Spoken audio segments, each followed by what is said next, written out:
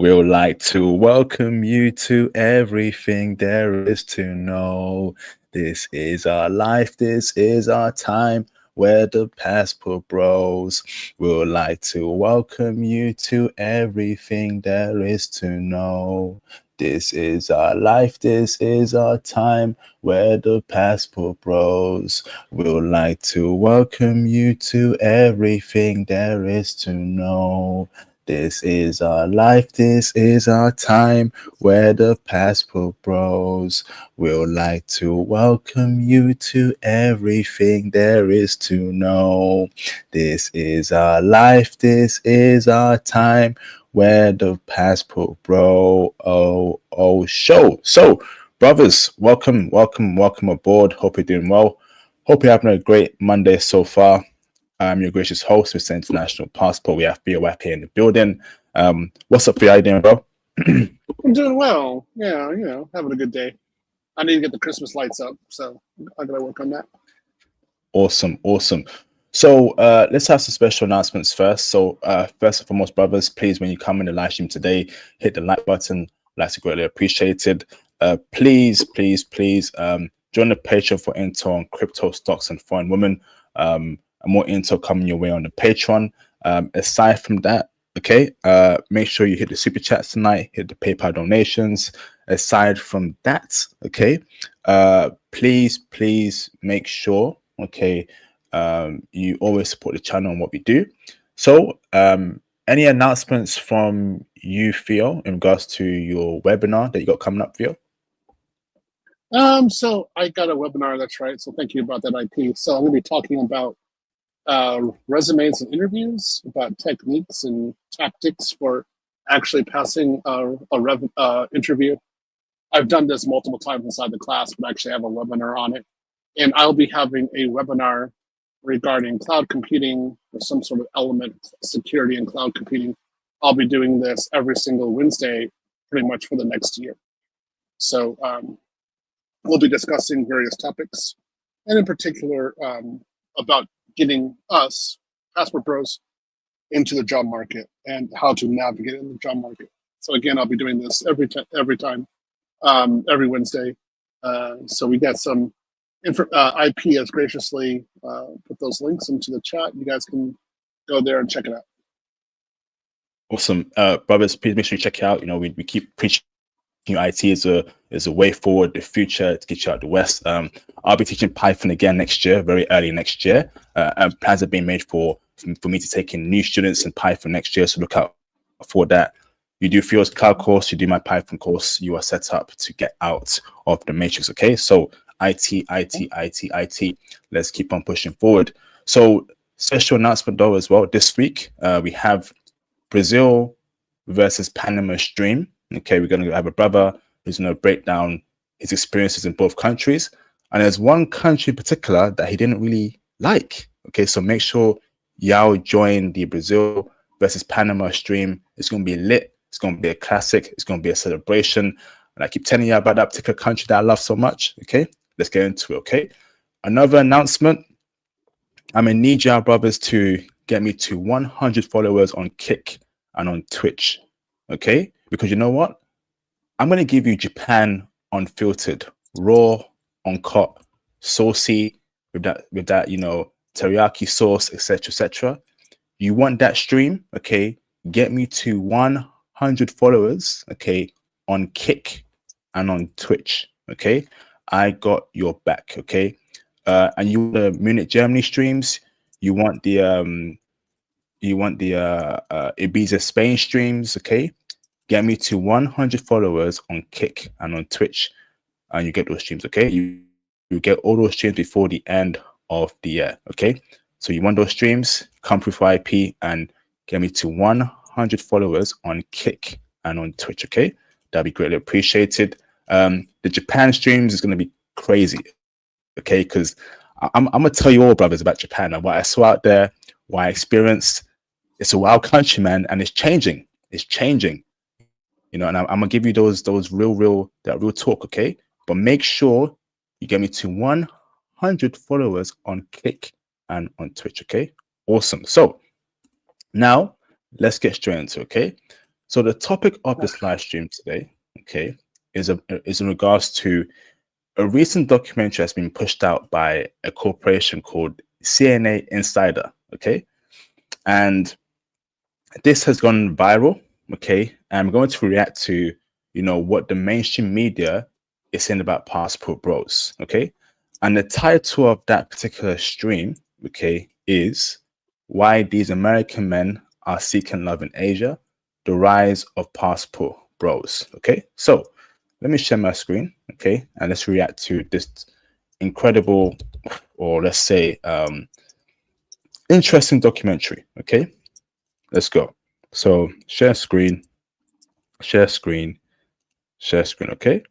So y'all can see my screen over here, okay? Can you see my screen for you? Yeah. Good man, okay? Let's react, okay? So let's go. Meet Austin, Alex. How's the audio feel? Good. Okay. Yeah. And Paul. They're all from America, and they've all been hit by Cupid's arrow in Asia. Am I seeking love?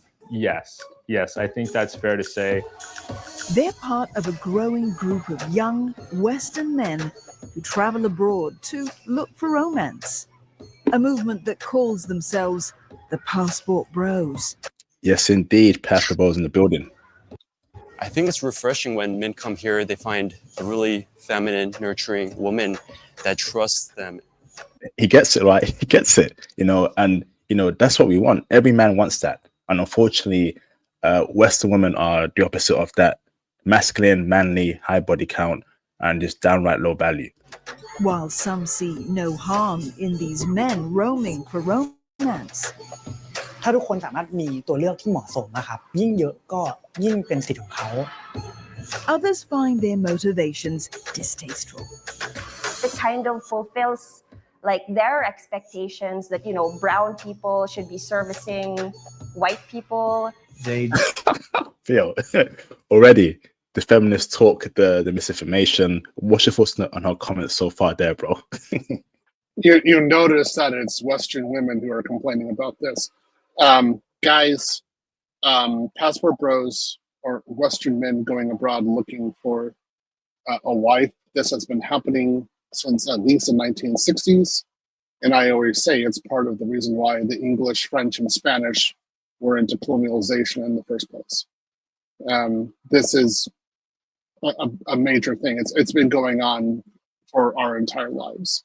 It's just that it's becoming more in terms of inside the press right now. That's all.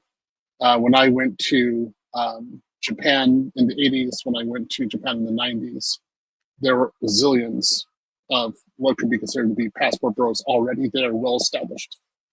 So although this is cute what they're saying here, I just want you to understand this is a long established process. Facts. just want quick hookups. What's driving this trend? And how does Asia really feel about passport bros?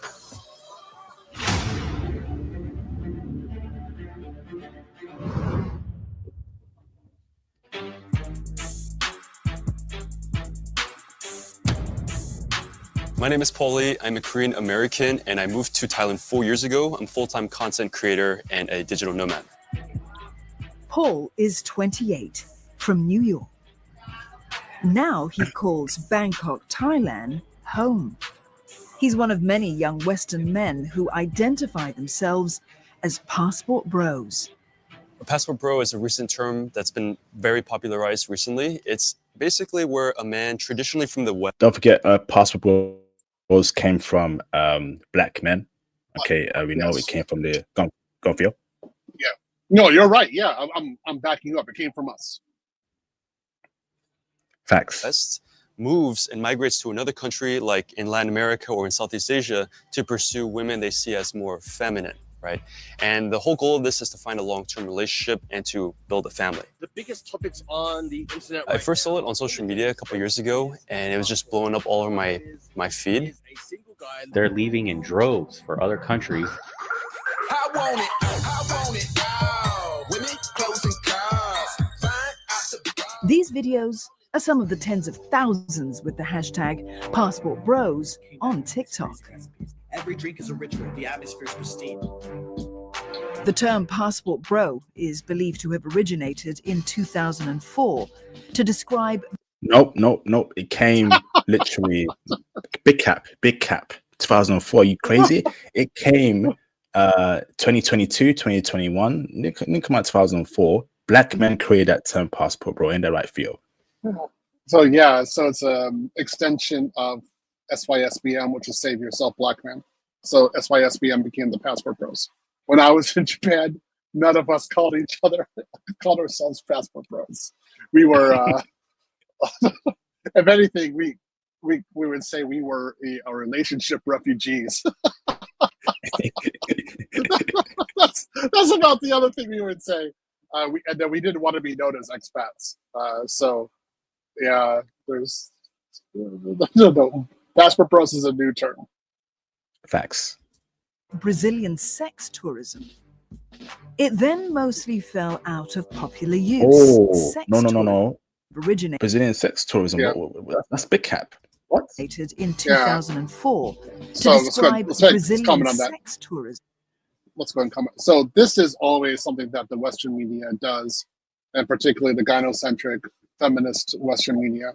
They come out and create this narrative because it has to be for anything else except that Western women are absolutely horrible, intolerable, insufferable, and we do not want to be with them whatsoever. They cannot accept that narrative. So they have to create this other narrative that is it's a huge cap. Facts, absolute facts. It then mostly fell out of popular use. But then, in late 2022, it was revived and exploded in popularity, according to Google Trends. The term trended on TikTok and Instagram as borders reopened. No, it came from YouTube first. Then it went on to TikTok and Instagram. Get that right. Yeah. This is, come on, man. I mean, I need to get your facts right if you're a company that's pushing out documentaries. What's going on? Flipping heck. You notice that they're not gonna talk to actual Passport Bros for this information. If you'd actually talk to us, we know what the term is. I mean, it's clear as day. So I mean, I was making videos with you back in 2021, right? We never called ourselves Passport Bros then, right? So even with your channel, you can see the history of it. So yeah, big cap. Facts. National travel resumed post-COVID-19. By November 2023, the hashtag Passport Bros had gained more than 470 million views on TikTok. So what is driving this surging trend? Well, the popularity of Passport Bros coincides with the decline of romantic relationships in some Western countries, particularly in the United States. In all Western countries, in most Western countries, most US, UK, Australia, New Zealand. Let's keep it a buck here. Let's keep it a buck. Right now in America, I'm seriously concerned that there is a big shift happening. And there are a lot of factors that feed into it. So we have less marriages happening. Why is that? Why is that? I wonder if that's because of divorce courts. I wonder if that's because of the gynocentric culture. I wonder if that's because wives are militarizing marriage against husbands and destroying them, and then taking most of the man's assets and making him pay child support. I wonder if that's true. And we have generations of men who have watched this and said this is enough. I wonder if this is because of paternity fraud within the West. I wonder if that did anything, like you are not the father. I wonder if that's part of the message. What do I know? Facts, absolute facts. Arlene has more than a decade of experience as a dating and relationship coach. Oh dear. Now she travels around the world to teach matchmakers the art of connecting people. Yeah, right. A 2022 Pew study showed that 63% of American men under the age of 30 describe themselves as single, compared to 34% of women. The matchmakers that I work with are finding a big difference in expectations from what women want and what men want. No. From what women want. Men don't ask for much. In fact, men normally marry and date down. Woman, she gets a degree, she gets a flipping paper in her hand, a flipping, graduation hat. She wants a guy that earns double her money and more salary. Guys don't care about that. Okay, I mean, women earning more money in the workplace, right? Women given these jobs because of DEI, even though they don't work hard for it. Okay, that kind of screws men over because these women want a guy that earns a lot more money than her. Women's expectations are too much in the West. It's not dudes. Dudes will date a woman from Starbucks, from flipping Costa Coffee, from flipping McDonald's. They don't really care if she's a lawyer or a doctor. Where women care about your status, what job you do, etc., etc. Theo, am I right or wrong there, bro? You're entirely correct. So basically, a man will use his university degree in order to love and support a family. A woman will use her university degree in order to destroy a family. Ooh. Straight out. So either destroy it or prove she doesn't need it. You will rarely have a woman say she's going to use this university degree in order to create a loving family. It does not happen in the West. So I just say, guys, straight out, you have to be cautious with a woman with a degree. Whereas a man with a degree, a woman's, provider. What provider's going to happen? But for a man, if she has a degree, it's usually something with an itch is going to happen. Whoa, Theo, are you telling men must be careful with a woman with a degree? What? Yes. Theo, yes. That's a powerful statement there, Theo. In the West, yes, you have to use it because 9 times out of 10, she's going to say that she doesn't need a man, or she's going to use it to some degree in order to emasculate the man or do something else with the man, feeling horrible to the man. But if I have a university degree, I'm thinking about how I can help people, build people, how I could build a family, how I could provide for a family. Women in the West do not think that way. Now, women in other countries do. So if you get a university degree in Colombia, Philippines, Brazil, Ukraine, those women from those countries are thinking, hey, I'm going to use my degree in order to make a more powerful family with my husband. You don't have that in the West. That kind of thinking is gone. So I say, like, most of the time, if the woman has the degree, she's going to sit there and be insufferable. If I have a degree, I have 2 master's degrees. Am I going to sit there and be insufferable to you? No. I'm thinking about how to build you. So, facts. Yeah. Broke it down. In the past, I would say women in particular would get married for financial security. They no longer need that. Now they want to get married for love. They want to find a partner who's compatible, who has similar core values and lifestyle goals, and a partner who's going to confer and not just go off and make decisions on his own. Yep. That's a lie. Women are not marrying for love anymore. Because if they were marrying for love, right, why is it that they spend their prime years sleeping around? Why is that? Right, exactly. And the thing is that we thought that the women were marrying for love. And then they turn around, particularly in the last 15 years, and like to say, like, hey, we weren't marrying for love. We were marrying for financial benefit. That hit me sideways because we marry for love. So if she was marrying for business, but I was marrying for love, we're in trouble. That's not good for us at all. That's a very dangerous situation. So because men now understand that either she was marrying for a financial benefit for her, or that she doesn't really have a concept of marrying for love, why would we get married? Right? That's it. For a lot of Western men, it's over. Like, we're just done. We're like, nope, I'm not even going to touch it. Nope, ain't going to happen. Facts. Absolute facts. Young men don't know what they're supposed to do to connect with women. Women don't know a lot of the things of what they should be looking for in a man. There's no blaming women. There's no blaming men. No, there's blaming women. There's blaming a lot of women on this matter, because a lot of dudes don't ask for much, and we're going to keep saying this. A lot of dudes do not ask for much. Women ask for the whole world and then end up divorcing you in the West. Just that it's an uncomfortable time where things are changing. One change is reflected in how the genders view society. Young women in the US have become increasingly liberal, while men trended slightly more conservative. This divide is especially stark after 2017. This period coincided with the Me Too movement, a social campaign to raise awareness of sexual assault and harassment against women. Me Too went viral following the allegations of abuse by Hollywood producer Harvey Weinstein. The gender divide was widening and bled into romance.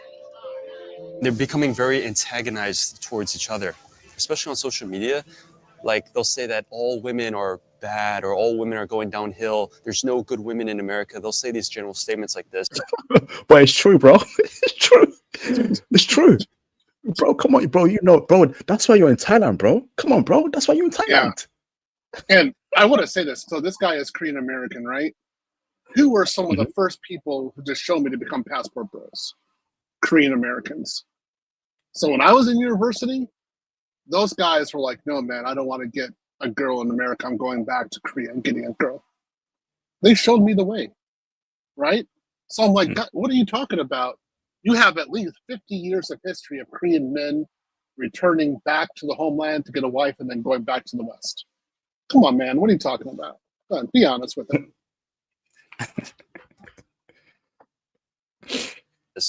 And I think those kind of narratives can just further divide people.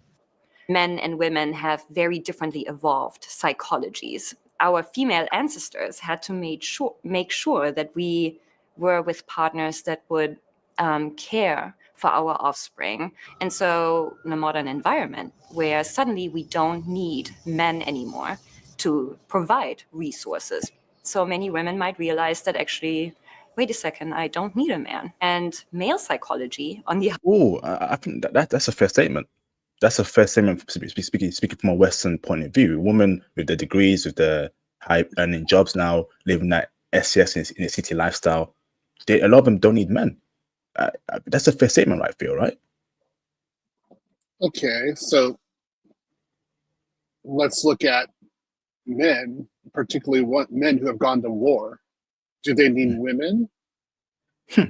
Nope. No, there's no women on the battlefield. So we can live without women. So did we go off into public and say, oh, we're going to be total douchebags in the society because we don't need women? No, we went out and made families, right? We took our skill set and made families. So with this equality, women are destroying families. That's why I say Western men should not even entertain these kinds of people that just say, nope, that's it, we're done. We're just walk away, because they're totally destructive towards society. Facts. The other hand, is very much inclined to pursue a lot of sexual and mating opportunities. A study in 2020 found... So, hold on. So she just said, basically, instead of getting married, the women are going to ride the CC. They're going to be out in the streets. That's what she's saying. Yep. Instead of marriage, women should be out in the streets. And I'm like, why? So, again, I've got my education. Am I out in the streets? No. Nope. Because I have respect for myself. So basically, the woman has the education. She's not going to have respect for herself. She's going to be out in the streets. And then we have, what kind of sites do we have right now? It's estimated at least 1%. Yeah, that site. Mm-hmm. So, like, it's estimated at least 1% of American women are registered on that site right now. Can you believe it? I mean, that's 1.4 million. That's unbelievable. I mean, you're just like, what the heck, right? Okay. Can you imagine guys come back from World War? You got 10 million guys coming back from World War II in the United States, and they're like, okay, I'm going to be for the streets now. No, they went out, got educated, created families and societies. They went to the moon, they became inventors, did amazing things. You're not seeing this with women at all.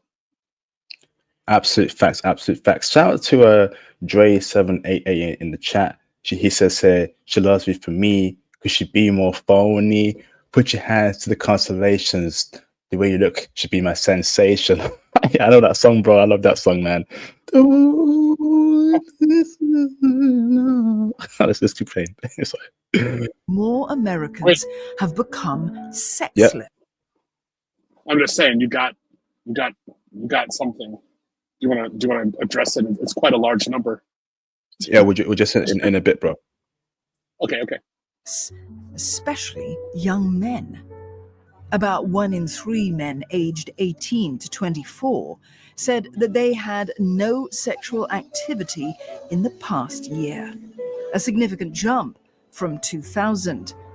But this wasn't the case. Lord, no, that's insane. God damn, jeez.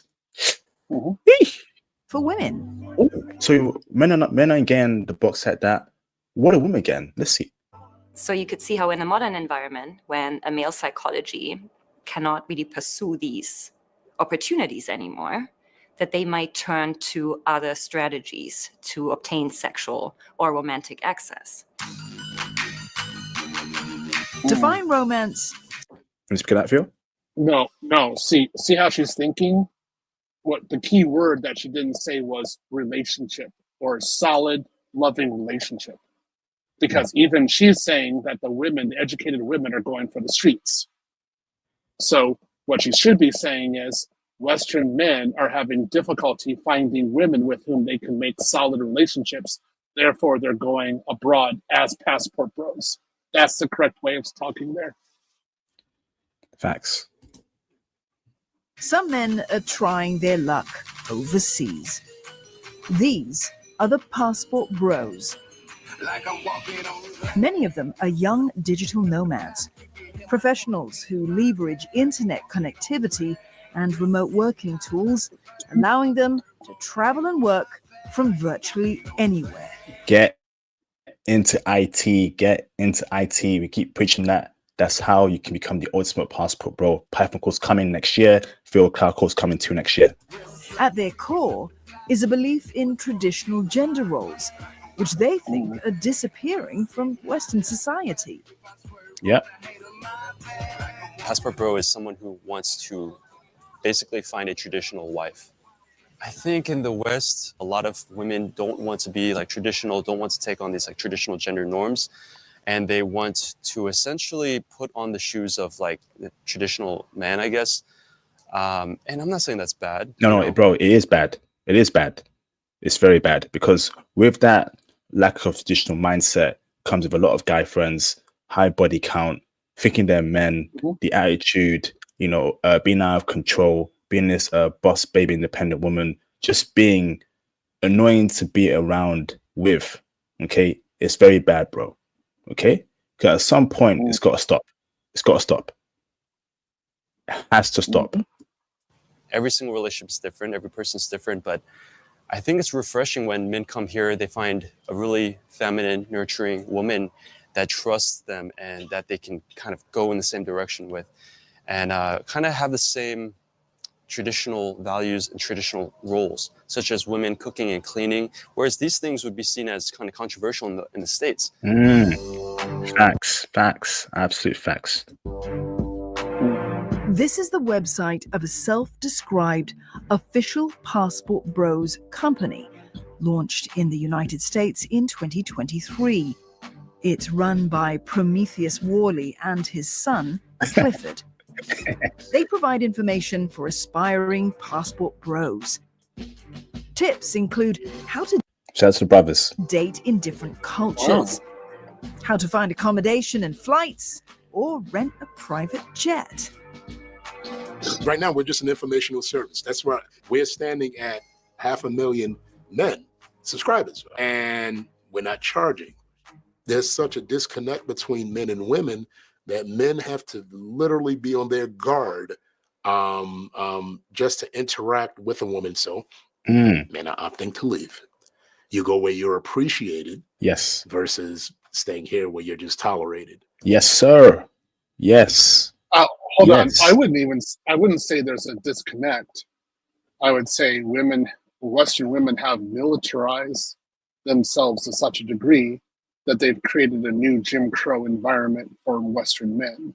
So in the South, we had black men had to be on guard at all times because if they said something wrong, they could be lynched. Now it's the same thing that are happening to Western men across all over the Western world. So therefore, we have to be on our guard, and we're leaving this kind of intolerable situation. That's the proper way to say that, as far as I'm concerned. Facts. Much like how Prometheus first heard about passport bros 2 years ago. To his surprise, the criteria seemed to describe his life long before the movement even had a name. It began when he got divorced from his wife after 12 years of marriage. He was 35. My spouse had cheated on me, and it shattered my ego. You see, cheated on him. A lot of Western women cheat. The goddamn cheaters. Call out for what it is. Ego. It broke me into 1,000 pieces. I ended up going to Southeast Asia in 2013. There's a whole different culture and mindset that a lot of the women have there. The environment is completely different. Fast forward, my son, who's my business partner, noticed that there were guys traveling, making videos. And he's the one that brought it up to me. He was like, God, Dad, there's these guys that they're doing what you've been doing. They're traveling. And I'm like, what are you talking about? Yeah, they're passport bros. I'm like, huh, what?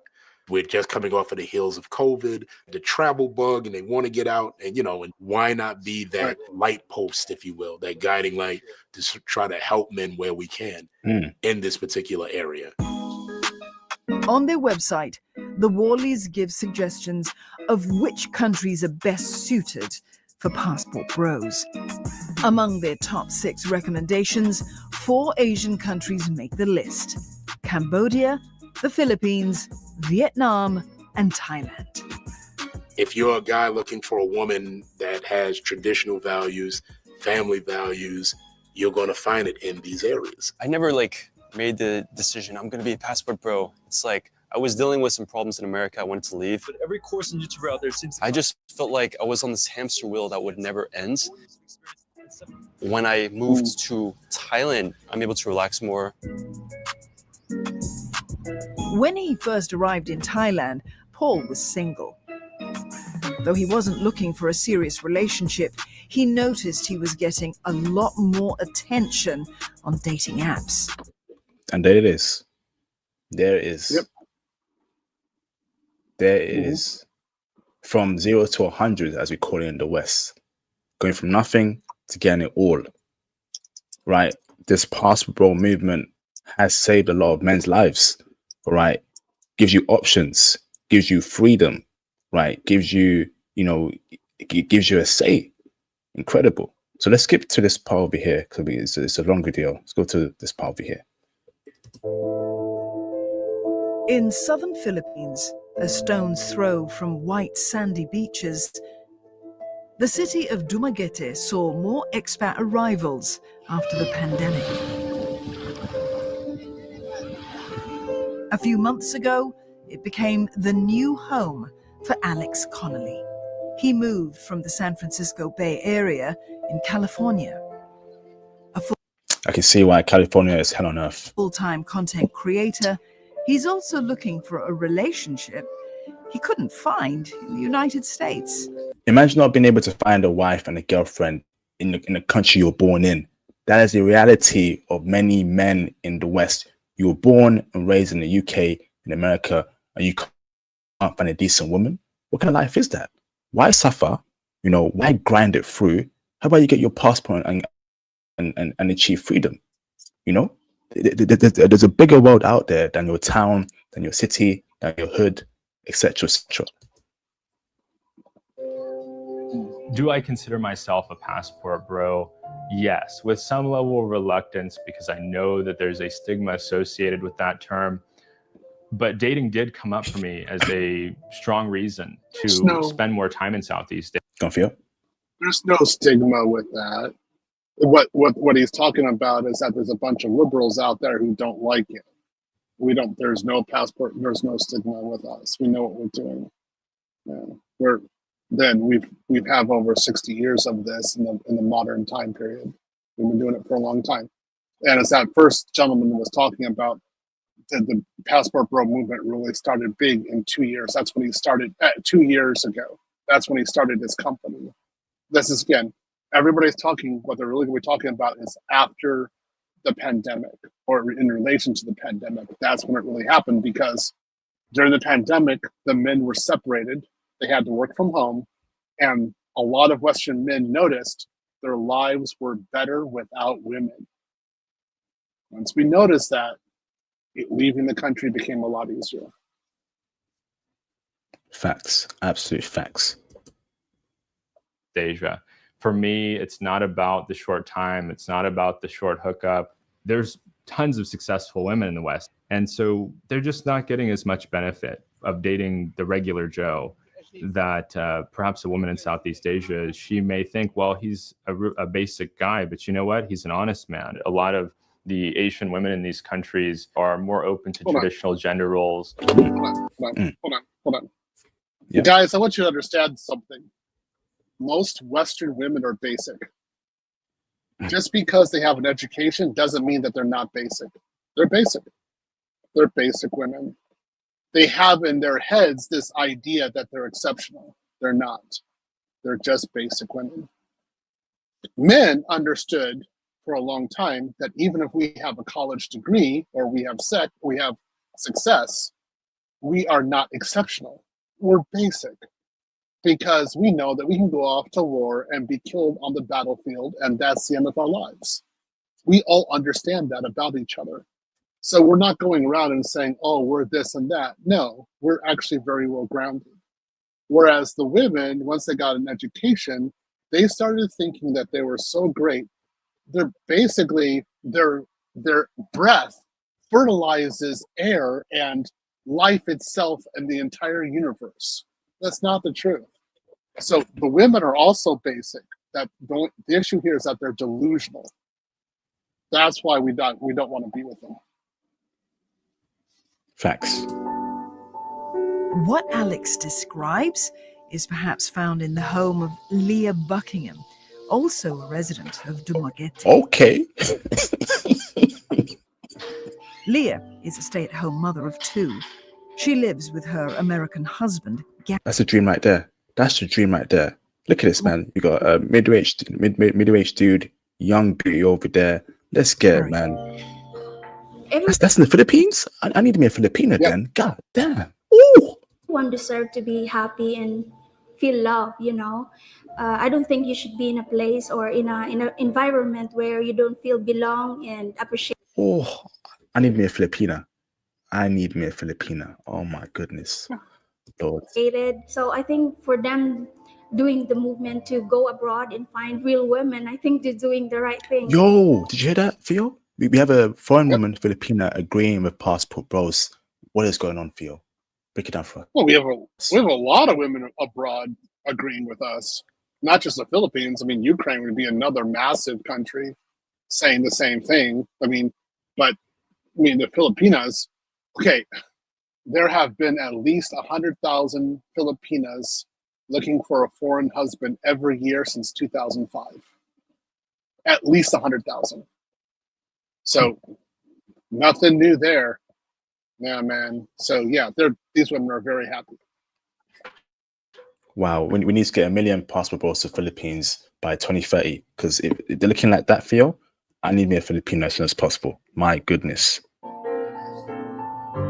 Gary and Leah have been together for about 6 years after meeting on a dating site. one of the reasons why passport bros, prefer to date us, because they want to find a real woman that would respect them, that would let them to be the man that they should be, like to be the leader. And most of us Filipina, we respect that. We're very She gets it. She flipping gets it. This is what it's all about. She gets it. Why can't the West produce women like this anymore? Why? If every Western woman behaved like this, feel right, we wouldn't need to be passport bros. She gets it. She gets what men are. She gets what men want and what men need. So it's not letting the man be the leader. The man is the leader. If the woman doesn't respect that, you shouldn't be with her. Damn, I always say, if the woman is saying stop, you're done, walk away. The man is the leader, straight up. And so she either respects him as the leader, or she can go off with somebody else. End of story. So in this case, what happens is you're in the Philippines, you're with women who respect the men as leaders, and they're making children. Now, again, women in the West, if they respect a man, yes, regardless, that's on them. And I don't think we should have any real comment on that one. We go to where we're respected, and this is one country where we're highly respected. Facts, Phil. No 50-50.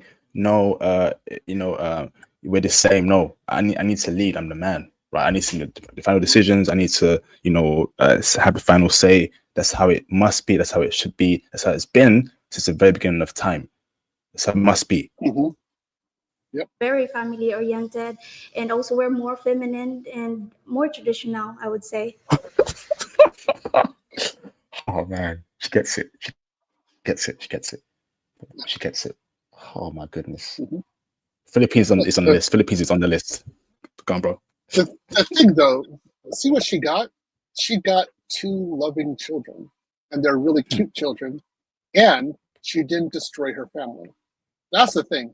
Now, if you go back to what that Western feminist was saying, she would get a child or 2 and then say she doesn't need the man anymore. So guys, where do you want to stay? Where would you want to make your children? This is another reason why the Western women aren't having families. It's because guys are, if they're smart, they're like, hey, look, I'm not going to even impregnate you. I'm not going to do anything with you because I know where this is going to go towards.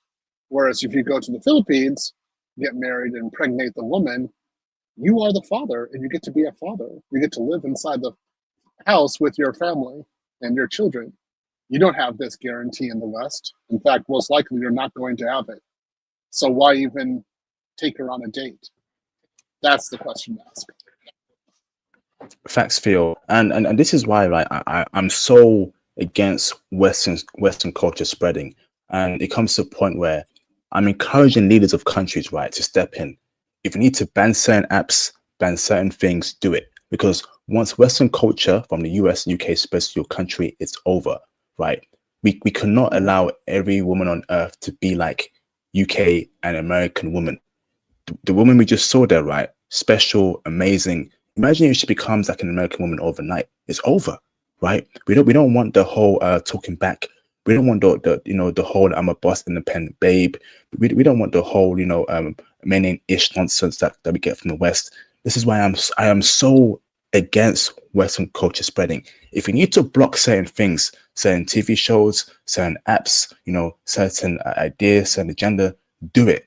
I'm asking the leaders of these countries, do it. Because right now, okay, there's between, right, insanity, right, or peace.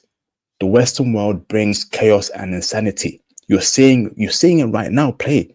Dudes ain't getting smashed, right? Dudes ain't smashing, right? Dudes are single, right? Dudes are frustrated, right? We don't want the whole world to be like that. Feminism is a cause of every evil thing going on right now in the West. Please, Philippines, protect yourself, bro. Come on, bro. I would actually say capitalism, feminism combo. That's where you're seeing it. In every advanced capitalistic society, you're seeing this problem.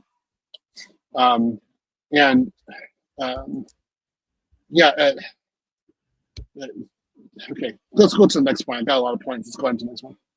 Okay, let's go on to the next point over here. It's harmful, this passport bro movement that hold these beliefs, that women. Hold on. To in modern Western culture, right? A lot of women would probably be not happy about the prospect of going back to the norms that they seem so fond of. All right, let me go back a bit. By a subservient role to men. The roles, their romantic escapades abroad. The emphasis on traditional gender roles leads detractors to say the movement is anti-feminist, as it implies women should occupy a subservient role to men. We still tend to equate women with, nursing and homemaking. And what's wrong with that? Are we not on Earth to have kids and populate and divide and make a lot of kids? What's wrong with that exactly? What is wrong with that? How about you stop being selfish, right? I think about the bigger picture here. You only have one life, right? We are here on Earth as human beings to actually procreate, right? So what is wrong with actually nursing, staying at home, being a homemaker while your bills are being paid for, while you're raising kids? What is wrong with that? Madness, bruv. All of these attributes. They're saying basically that being a mother. They're saying basically that being a mother is a form of slavery. And of course, us black men start laughing at that. Like, you want to know what slavery is? We know what that is. Having children is not slavery. It's not even close to that. We're not being sold. We had it bad. We can't. Basically, a mother is esteemed and elevated in society. A slave, no. I mean, the government pays you to be a single mother. Basically, right? But you don't get no payment to be a slave. So they have this idea in their head about this, which is absolutely ridiculous. And, it's a joy to have a child. It's actually wonderful.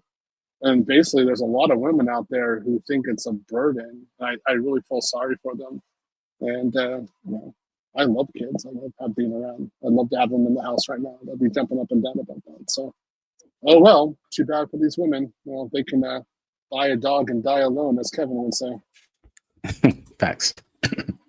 Men as other providers are the ones who provide protection and resources in modern Western culture, right? A lot of women would probably be not happy about the prospect of going back to the norms that they seem so fond of. And that's why we ain't marrying them. We ain't dating them. Let them sleep around, have used box, have Casper ghosts coming out their box because of multiple deletions. We don't want anything to do with them. It's harmful, this passport bro movement that hold these beliefs, that women should be meek, subservient, and should tend to their needs. This passport bro movement puts kind of a racist and colonial dimension. Here we go, Theo. Racist? Really? They call it black men racist. You can't make this up. Yeah, us. Us are racist. Mm-hmm. Yeah. Okay. You just look at them like they're absolutely nuts. All right. So if we want to support a family, we are not being power hungry. We're actually creating a loving family.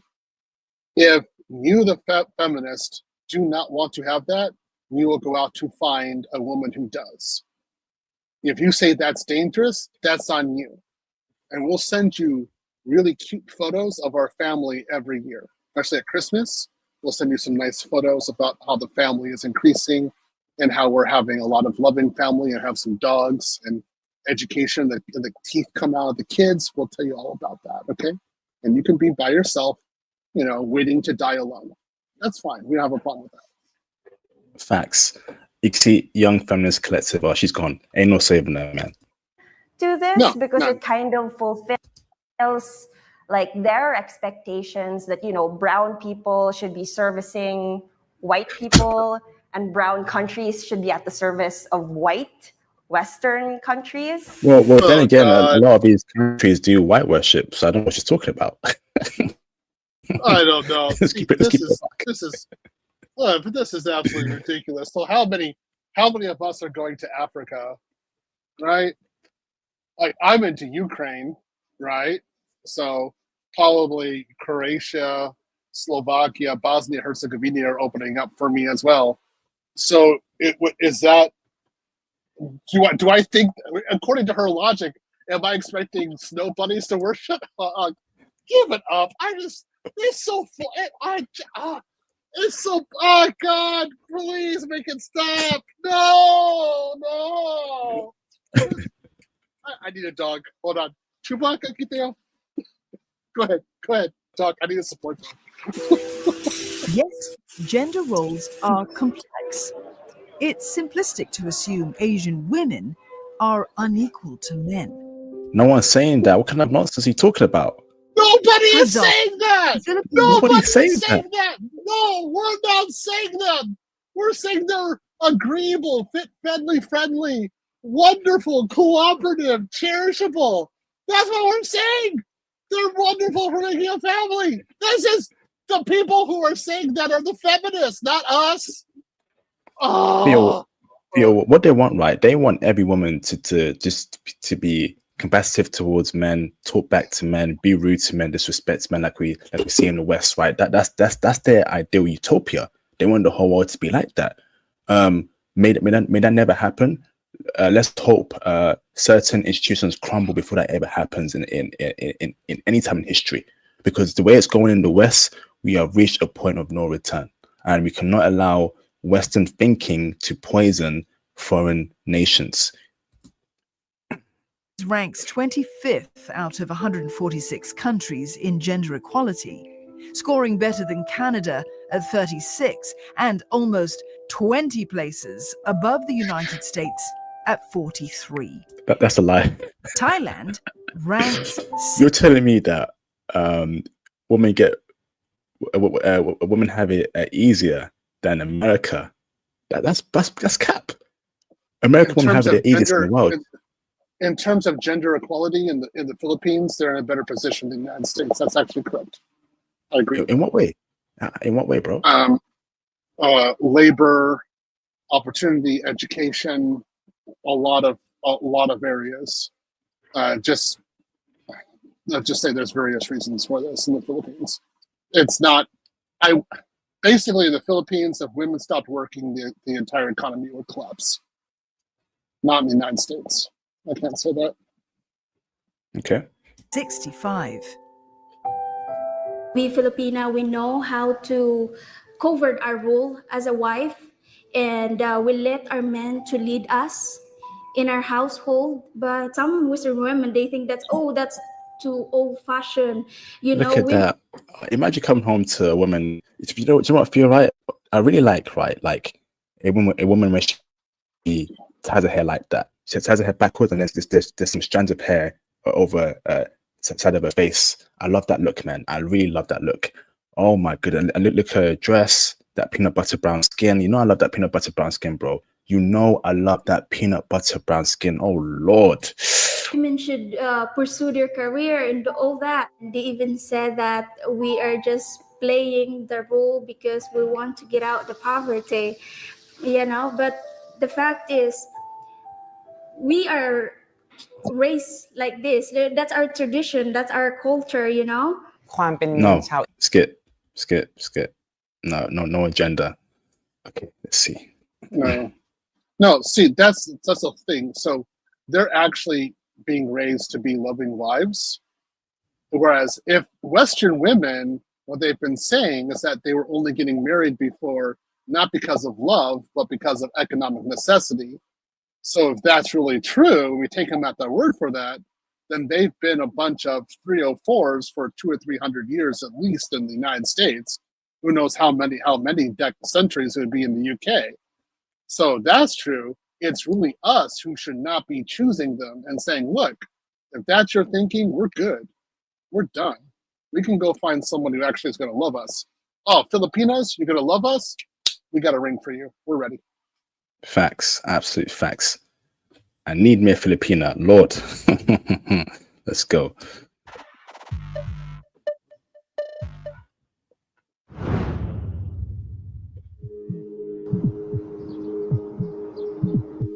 Prometheus said he was a feminist for many years. And that's where you went wrong, bro.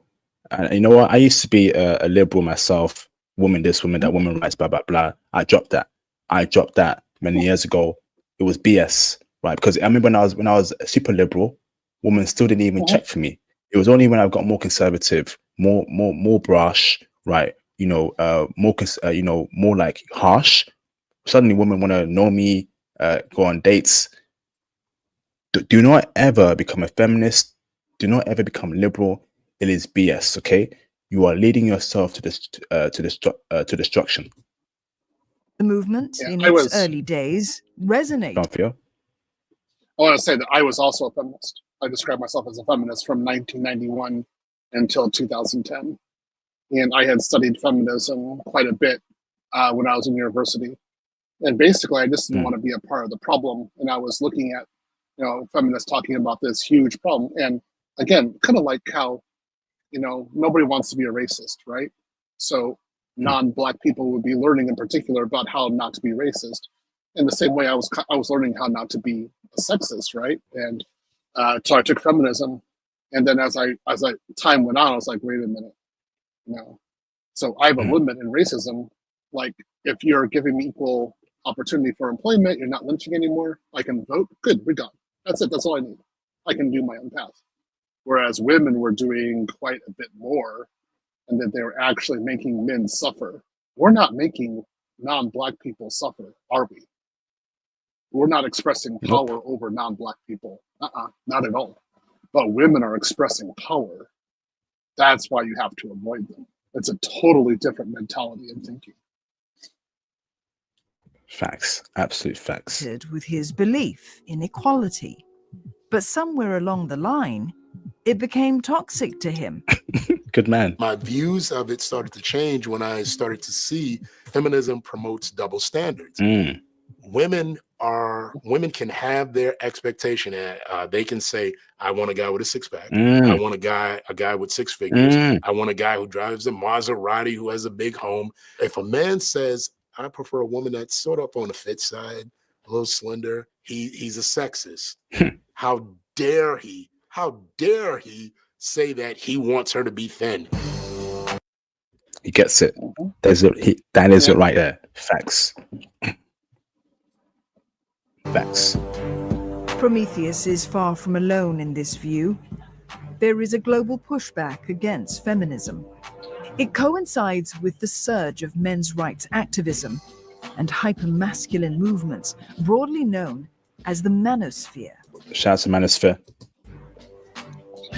The manosphere is a network of online communities with a belief that men's rights have been neglected, usually laying the blame on feminism. One of the most notorious figures of the movement is Andrew Tate, who became famous for anti-feminist rhetoric. Andrew Tate and his brother have been charged with sexual assault and human trafficking in Romania. Within the manosphere exist groups like MGTOW, or Men Going Their Own Way, men who want nothing to do with women. Then there is the Red Pill, those who believe society privileges women and suppresses men. The name is from The Matrix, a 1999 science fiction film where a red pill... We know that already. Short for sexual... Skip that. On part of the manosphere. There are differences and overlaps, but overall, these groups are linked by one core idea. A feeling that men are losing out. We are. Women we absolutely exercise more autonomy, and therefore, in the context of relationships, men might feel like that takes from their power. No. Listen, no one is saying that women can't work.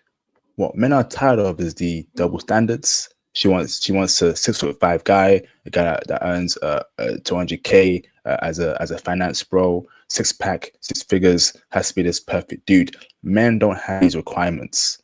Men don't have these requirements. As soon as women get a job and a degree, problems come with that. That's why I don't blame men who actively avoid college women. A lot of dudes want to go for a hairdresser, Starbucks chick. I encourage it. I encourage it. There's problems with these degree educated women in the West. Big problems. Avoid that BS. When you think about what privilege is, psychologically speaking, then basically it means that you have occupied a spot in a hierarchy that has long remained unchallenged. So suddenly you see that someone is approaching that hierarchy. I could see how that would maybe aggravate some people. What? A 2022. That's absolute BS. Absolute BS. That has nothing to do at all. That's some cockadamie crap. That's all in their head. No, it's about how we're treated, not about hierarchy. Woman, what planet are you from? I mean, really? What kind of cuckoo, narcissistic brainwashing have you inflicted on yourself? No, it's only about how we're being treated. We don't care if she's a CEO. We care if she treats us in a certain way when we get home.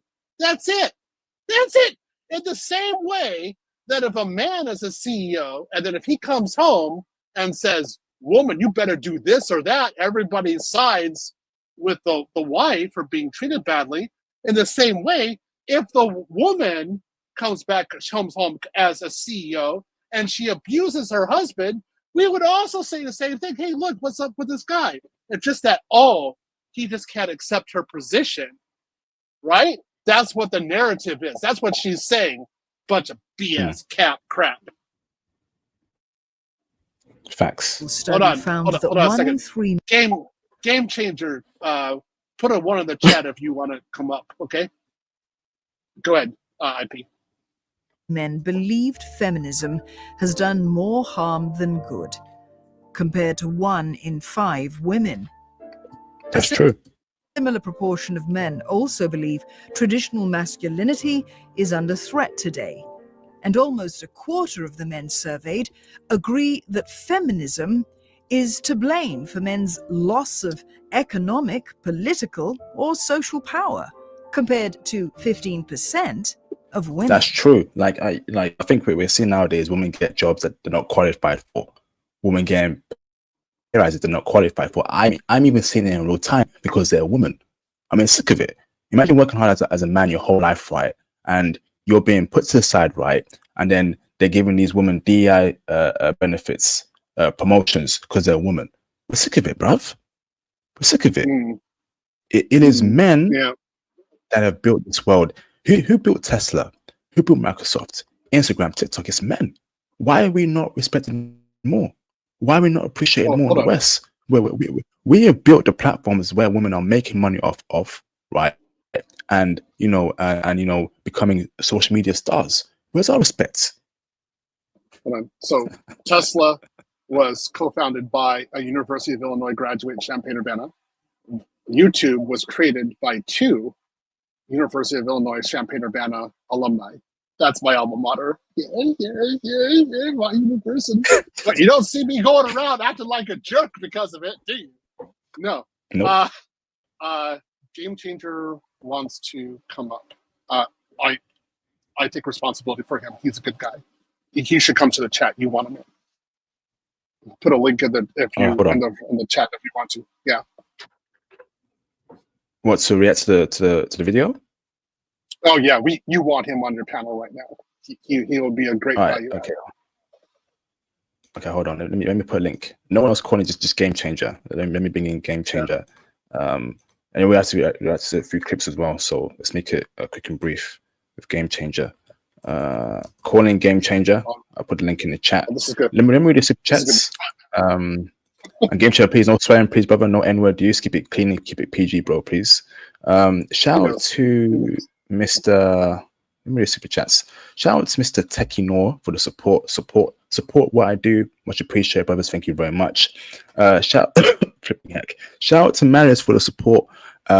Passport Charles, to Monica. Half the guys that interviewed are just expats. Okay. No, they're not expats. No, they're not expats. No. An expat is a guy, usually we're talking about, in this case, will be a man, whose company sends you to another country and that it is known that you're there and you're paid to be there. A passport bro, 9 times out of 10, nobody knows he's in the other country, particularly his company. He's actually working abroad using a VPN or something like that for his work. So nobody knows he's actually left. It's a very different environment. So when I was in Japan, I was not an expat, but I was there 16 years. So the company didn't pay for me to go to Japan. I used my own money to go there. That's why passport bros use their own money. Different idea. Facts, feel legend. Shout out, look at that, man. Shout out to Quiet Storm DJ for the incredible heavy chat. Quiet Storm DJ, salute you, bro. Let me know if you're in the chat right now. It's Quiet Storm. I appreciate you, bro. Peace out, bro. Salute you, bro, again for the big super chat. Yes, thank you very much for the support. I mean, I very much enjoy what you're doing. Keep it up. Thank you very much. Salute to you, bro. I definitely appreciate that. Shout out to Sid Ozzy for the support. Thank you, Sid, for the support. Much appreciated, bro. Shout out to Travis Dahal for the support. Notice that the men, the Filipino women, were satisfied with what whites. Theo, you haven't been back there since Instagram started. Obsolete. Theo, do you want to speak on that, Theo? No, so what that they're interviewing an Asian and a white guy? What do you do, Travis? Please, your booty, get it out. Your head, get it out of your booty. Okay, that kind of thinking is absolutely ridiculous. All right, that's crap. Really, bro, you got to stop that. There are plenty of black guys in Asia who are totally happy. Come on, look at him in Thailand. He's with his Thai partner, his fiance, every single podcast. Bro, stop it. Get some help, bro, please. Shout out to Mr. Game Changer. Link, please. Let me bring Game Changer in the background. What's going on, Game Changer? How you doing, bro? Pretty good. Thanks for having me up, and thanks for vouching for me, Theo. And yes, I understand and respect your rules. Hey, thank you, bro. So, Game Changer, let me bring up the video again, and let's all react to it. Okay, how does that sound, bro? Okay, that works. Okay, awesome. So, share screen. Let's share screen to the clip over here. Okay, so let's get straight into it. That's the one over here. Okay, so let's go, bro. I think feminism can become harmful when it tells a woman that you don't need a man, but not only do you not need a man, you don't want a man. I think feminism. What's your thoughts there, Game Changer and Theo, on that feminism and that statement there? You want to go first, Theo? I think it's absolutely crap, and it's unnatural. And again, when we get our education, we're never told that we don't need a woman. We know that we need a woman, and also we, as men, we know that we need each other. So why would we go around and say, "Oh, I've got more resources. I don't need this or that"? It's not how you build a community. I definitely agree. I mean, so women are really making clear their agenda behind feminism when they say things like, we don't need a man. It really shows that their ultimate goal, their utopian goal.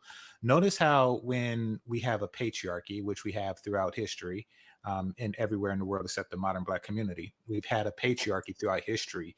And it's been clear that in a patriarchy, men not only have roles for women, they also take time out to make these comfortable roles for men, women, and children. Even though it is under male leadership, it includes women in roles. That's why things like rules of chivalry existed. That's why things like, women and children first, when things are in danger stuff.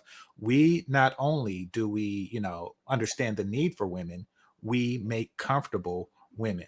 And of course, children, which is the sign of a good leader. You can't have somebody who's in a leadership position who do not care about the well-being of those who follow them. Now, what they're doing when they say things like, we don't need a man, it really means that they are not fit for leadership of men. Correct. Good point, Game Changer. Wow. I like that. I see you, Phil. Yeah, I mean I see that, Phil. That's definitely Picture. how it is. Yeah. Oh, hold on. Game Changer. You want to go ahead and show that photo? Photo? You can. Me? Yeah. Sorry. IP. Do you want to show that photo I sent you? Yeah. Let me bring up my screen. Okay, let's go. Okay. Wow. Phil with his Filipina. Okay. Damn. Okay, let me bring it up. Open image, a new tab. All right. So let's take a look at an image Phil sent me. Phil always gets Phil gets Diamond Woman, bro. Don't sleep on Phil. Shoot. Don't sleep on bro. Okay, so look at this, man. So here's Phil and he's Filipina. Phil, what's the backstory here, Phil? Let's just say we just got done knowing each other. Yeah, she was. This will be back in the day in Manila. So that was my girl. So that's her, right? And I was very much in love with her. And this is especially for that guy who's super chatted, and he's talking about black men not being with Filipinos. Well, there I am. I'm with one right there, right? I'm having a great time with her. So we're definitely with Filipinos. If I might, no, she's not Japanese at all. No, she's not. She did not have the hips for a Japanese woman. Her hips are much bigger compared to a Japanese woman. So yeah. So hey, there you go. I want to say something on that because I want brothers to be aware of this. What's going, or at least when I went to the Philippines, what somebody tried to do with me was they seen it as an opportunity to unload their garbage. And they use blackness as a tool for that. Fellas, Theo's right. Filipino women, by and large, do not have a problem with black men. Some of them, and at the risk of being vulgar, some of them are legitimately intimidated by your size or the perception or the reputation of your size. I think the way Theo is not, and I think that he's experienced that. That is not that's more of a physical preference or caution than a racial thing. Now, I had an experience with a cab driver who said that Filipinas didn't like black guys, and I found it odd because he was actually driving me to a location to meet a Filipina. So but nevertheless, he wanted me to feel that way because he's seen it as an opportunity. He said, well, most Filipinos don't like black guys, but you're handsome and you're presumably rich. So I tell you what I'll do. I'll introduce you to my sister-in-law. And, it was a very old and fat woman that he tried to unload on me. It's like, so fellas, don't fall for no okie doke like that. You just assume, just leave him alone. Yeah. And one more point on this. For guys who are on IP's Patreon, I give the lowdown on Filipina women. That's her. Oh man. Okay. That picture was crazy. Flipping heck. I'm just saying. Believe me. Well, anyway, I'll be good. I'll be good. I like that photo. Yeah. All right, let me stop sharing here. Let me go back to the last 5 minutes of that clip. Then react to some clips from this week. Present. Share screen. Share screen. Where is it? This is it. Share. Let's get to it. Feminism is the ability for women to make their own choice and to have their own freedoms. And I'm all about that. I think there's a difference between that and extreme radical feminism. They think that men are dominating and oppressing women, whereas the average guy is just trying to make, a living, just trying to support his wife, his family, just trying to do his duty. The average man is not a misogynist. The average man is not out to oppress. Well, I think for me, feminism is kind of... Go on, Phil. No, that goes right in line with Esther Villar. Esther Villar wrote a book called The Manipulated Man in 1971, and she was in Germany, I believe, when she said that. And she said, basically, men are manipulated into serving wives or corporations or both, and they just give all their time and energy outside. It's never for themselves, and they're manipulated to be in a certain position, and then to turn around and say that they're being sexist is absolutely ridiculous.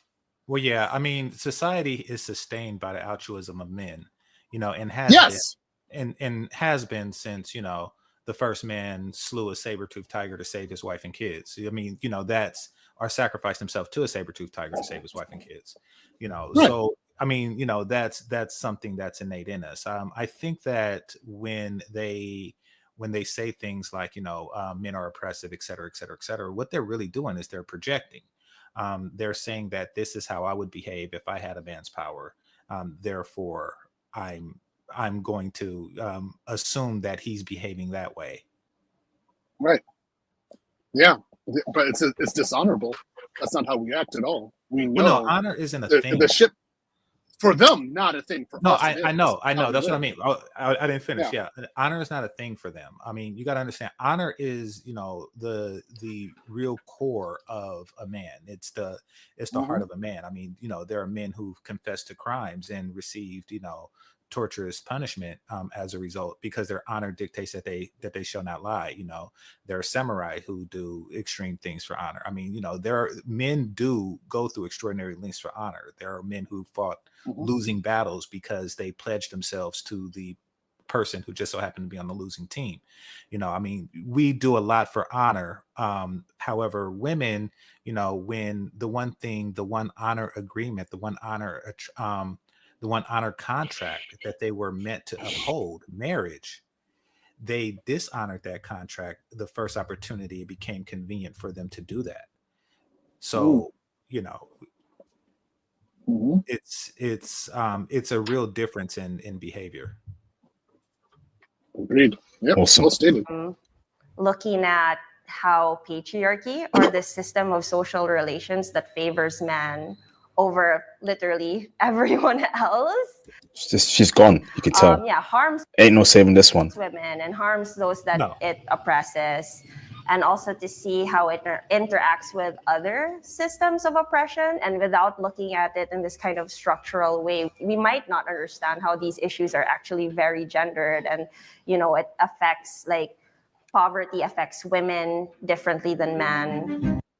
Guarantee probably studied it in America or the UK for university, spent 4 years there, was poisoned, indoctrinated by the feminist indoctrination camp. That's what always happens with these foreign chicks, right, who become feminists. It's a shame. It's an absolute shame. Let's skip to the last part here, the dating apps. Then so over here. Okay, let's go back here. Willing to do things that make the other person feel loved and secured and feel intimate. Before he met his girlfriend, Austin was active on dating apps. So was Pam, who is now seeing a European man she matched in Sweden. The proliferation of dating apps has also been blamed for the mismatch in dating success between men and women. Do you agree with that statement? Do you think dating apps has made things worse in the West when it comes to dating? Absolutely, yes. I mean, well, what dating apps has done is it's given access, and which is what all apps where you could purchase things or get things has done. It's typically it's a slow response to a change in market. What dating apps have done is it just expedited what was inevitably going to happen.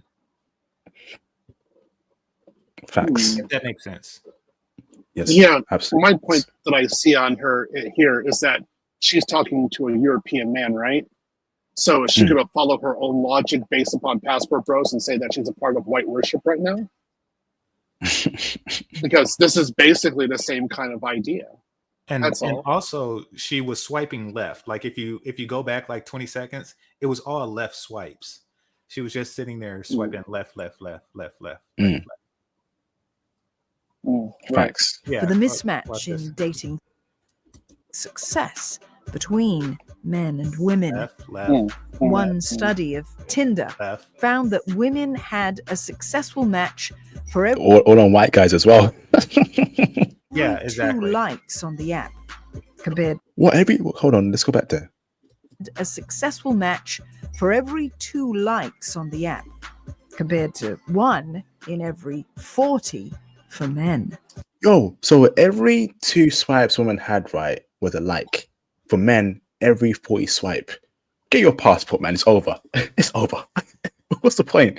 Every 40 swipe resulted in 1 like. But for Western women, right, every 2 swipes was 1 like. Yeah. That's crazy.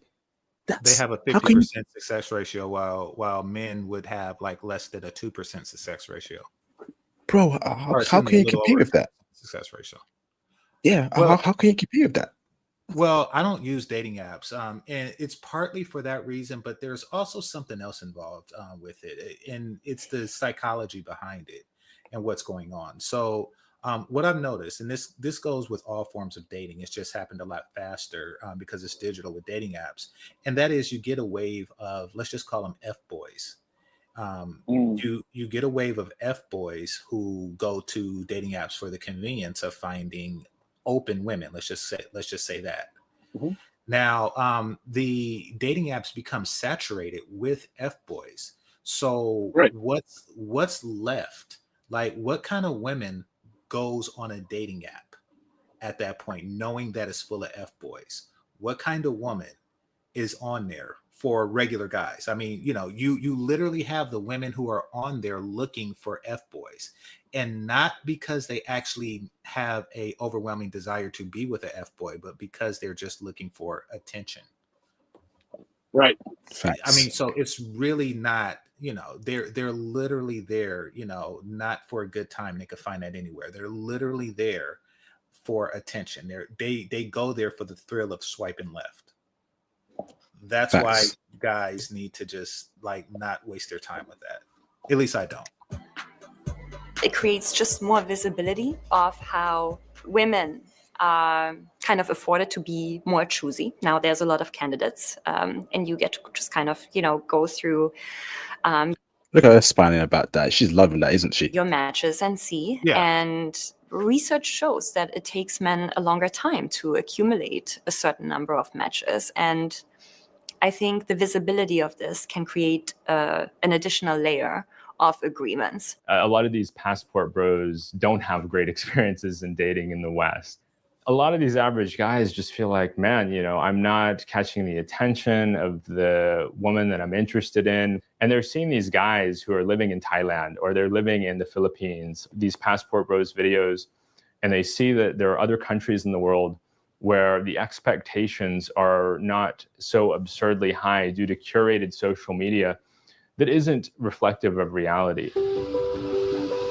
That's a very fair point. That's a very fair point. Why suffer in the West where you can be out there with a lot more options? Coming out of the pandemic, the Philippines saw a 20 to 30% bump in locals marrying foreigners, while this rose by 15% in Thailand. While we can't attribute this solely to the passport bro movement, these marriages were overwhelmingly between a foreign man and a local woman, while foreign women marrying local men are scarce. And why is that, brothers? Local men don't want Western women. They're seeing how terrible Western women are. Have you ever heard a guy, right? So when you go abroad, right? Panama, I've been in Panama, I've been in Japan, I've been in Korea. I have not met one West guy tell me, hey, IP, I'm looking for an English girl to marry. Hey, IP, can you recommend me an English girl, bro? Have you guys heard that yourself? Hey, can you recommend an American girl from California? I do. I beg to differ. So it's that does exist. What you just described does exist. There are men out there who are looking to marry Western women. However, they're not Filipino. And it's unfortunate for Filipino men, but I'm gonna just say it. They're just not attractive to Western women, both black and white, and maybe even Asian. They're just not seen as a hot ticket. So But I do see these type of pairings in places like the Dominican Republic or maybe in Latin America, typically where it's lighter skinned black men or darker skinned black men, the relationship there. And it's all over places like Jamaica and Africa, where women are going there for the same reason that men go to such places. Now, they are attracted to the wealth. I mean, it does seem like the men are primarily interested in the wealth. What I've seen in Latin America is that, and it's particularly white women, and some of them are pretty attractive. Women who would not have any problem finding men in their own country.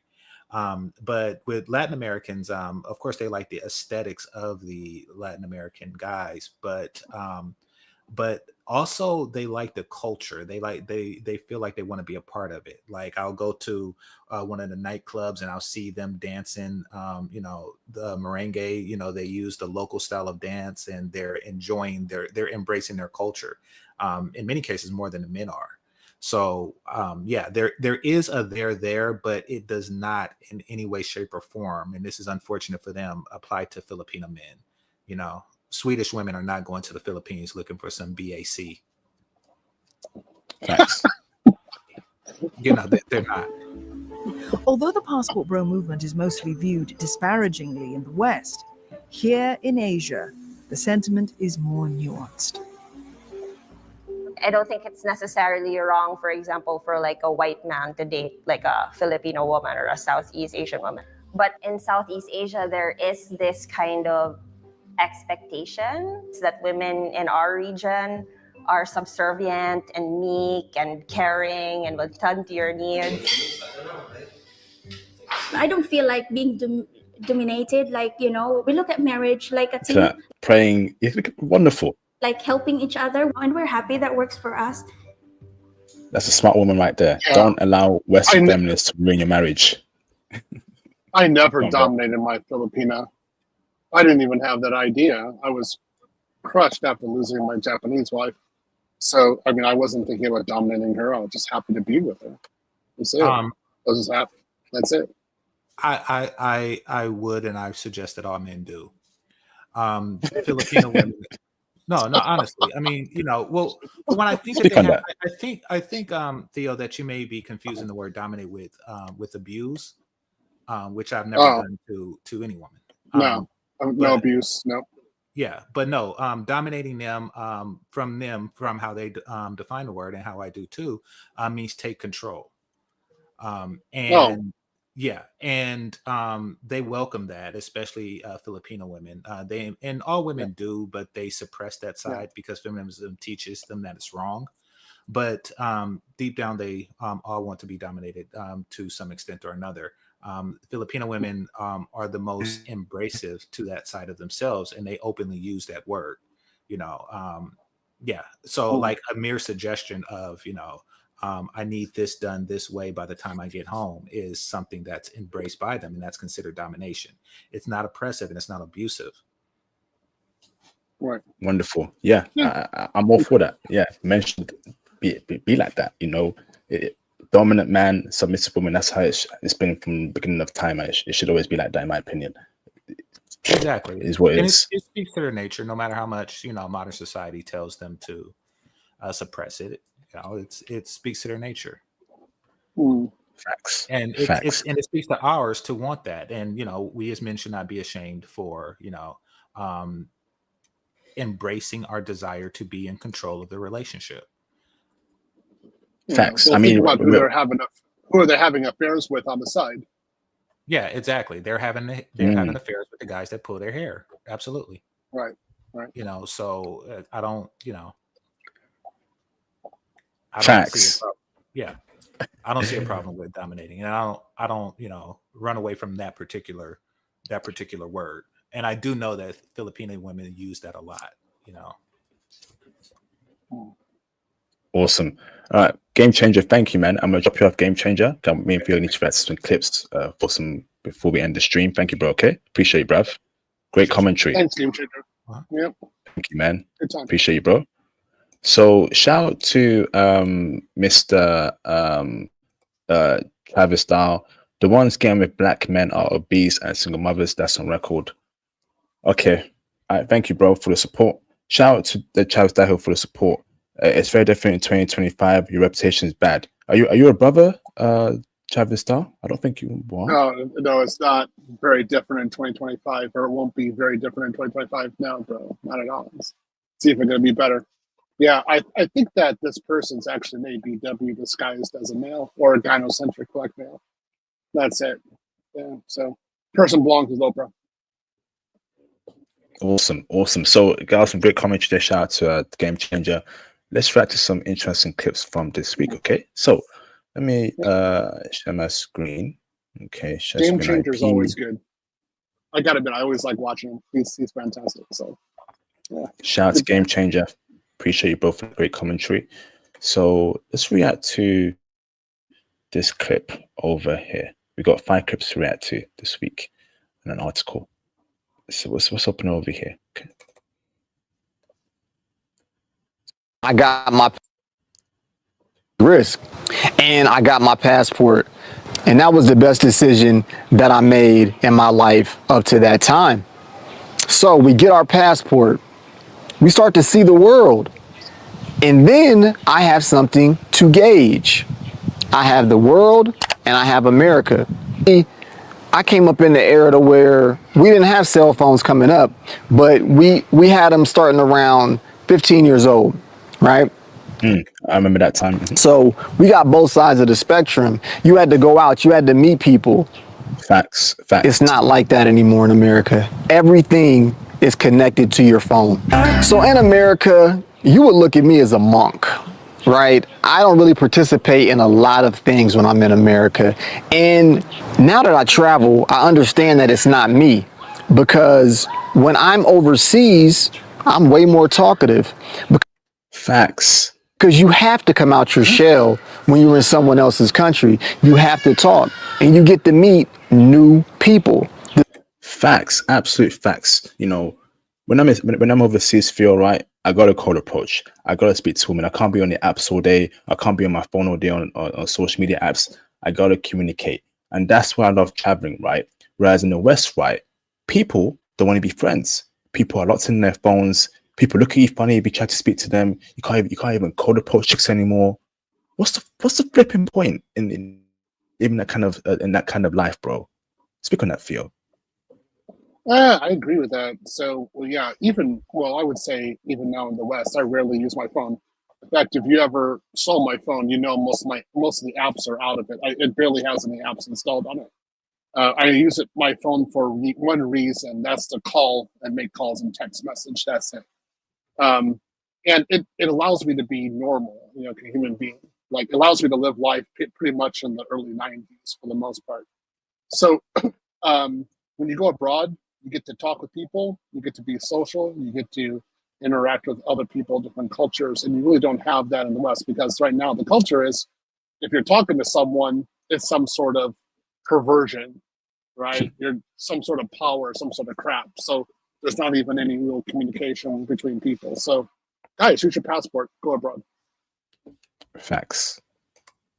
Discover new things. When I'm in the States, everybody seems to be plugged in. Now it makes sense. I'm far from naive and I understand what America is. America is a corporation. It is not a country. Now, Yes, 100% correct. That was my analysis of the United States when I came back to America as well. America is not a country, it's a corporation. now it's a corporation within a country, and I love my country, let's be very clear. But you have to call it for what it is. It is a capitalistic society. So the dating life in America for me is non-existent. Like I said, I dated many of women in America. This is not that I can't date them. It's just that my wavelength is not the same as theirs. We're on two. Facts. I think there's a misconception of passport bros that we don't get women at all. Bruv, when I was dating Western women, I was getting women, right? I was getting women easily. It's the fact that the software isn't right. Some of them look good, but the software, the operating system, how they think, the body count they have just doesn't mesh with my spirit. Okay? So a lot of passport bros do get girls and can get girls in the West, right? But if the emotional connection ain't there, if the values ain't there, right, why date a Western woman? Let's keep it real. Completely different wavelengths. And women there, to be completely honest, everything is transactional. Now, we can't. Yes, hold on. Can't be naive. It's somewhat like that everywhere, because if you can't be used, you're useless. So I understand the game, but in America, it's played at a very, very, wouldn't say high level, but a ruthless level. We got to be completely honest here. So even when it comes to friendships are transactional. All of the people that I quote unquote call friends, I don't talk to them now, because the older you get, the well, America's a corporation, like you mentioned, bro. You know, even dating is very transactional, right? You got a lot of women that actually bring their friends to them with dates, which is I've seen some crazy things for you in my life, right? But when I was seeing clips come from America where a guy goes on a date with a chick brings 5 friends, and she expects the guy to pay for the 5 friends meal, that right there is low IQ. That's a low IQ culture. Let's keep it real. That is a low IQ culture. And I'm thinking, what kind of nonsense is this? You know, and you know, that's what happens when you're in America and the West. You're speaking that for you? Yeah, that's happened to me before. Yeah. And What? it only happens in the West. Oh yeah. Women wanting you to pay their bills. I'll take the fifth on that one.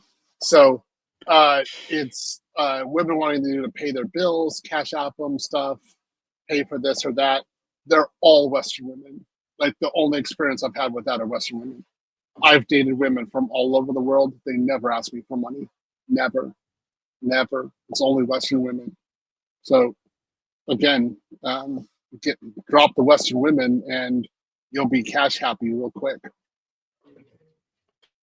Facts.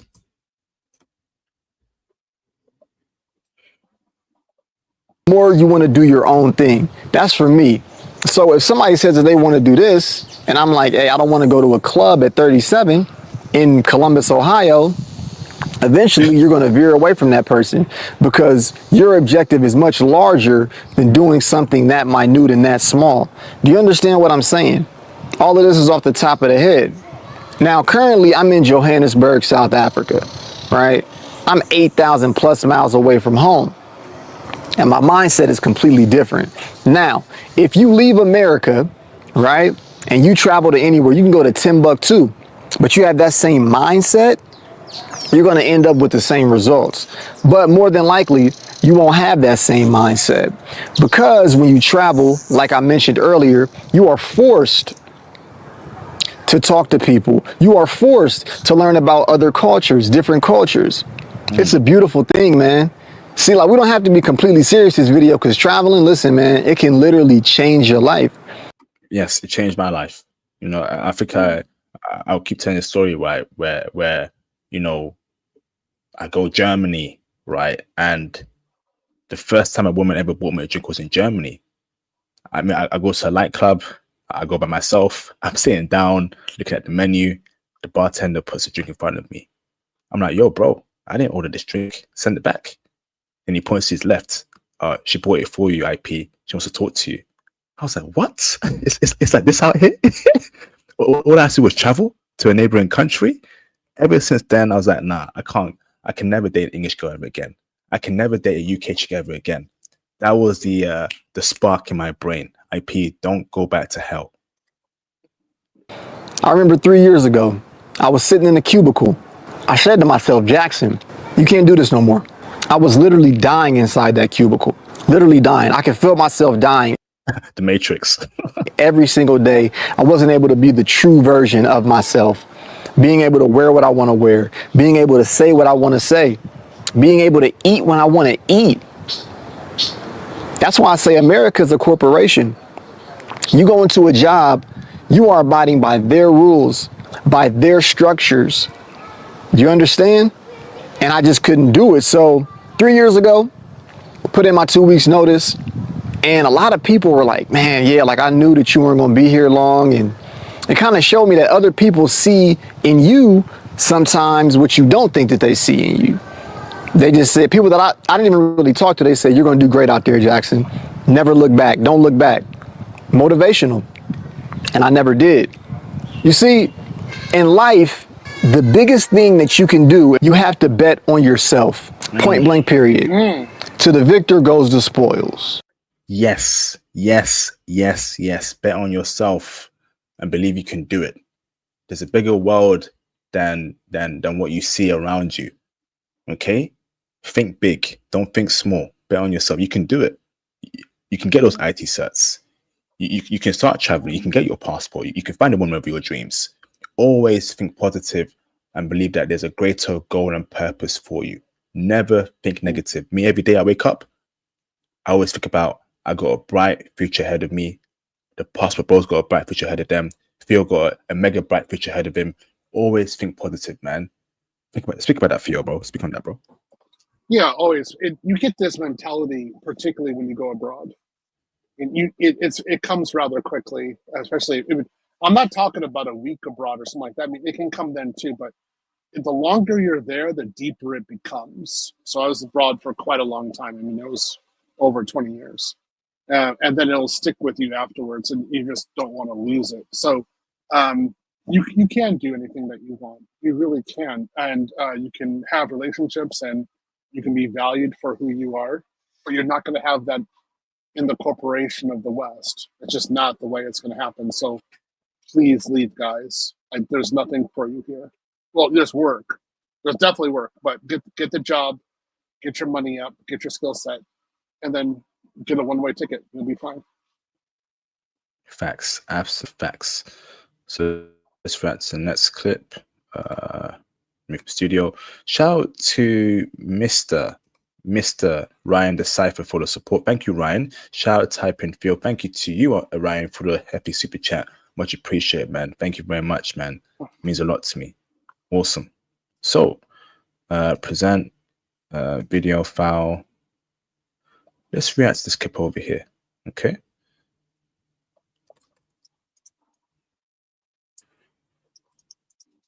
Now, no one wants to work anymore. I wonder why in the West. Nobody wants to work anymore. Now, I really hate to say this, but by looking at the numbers, they might have a point.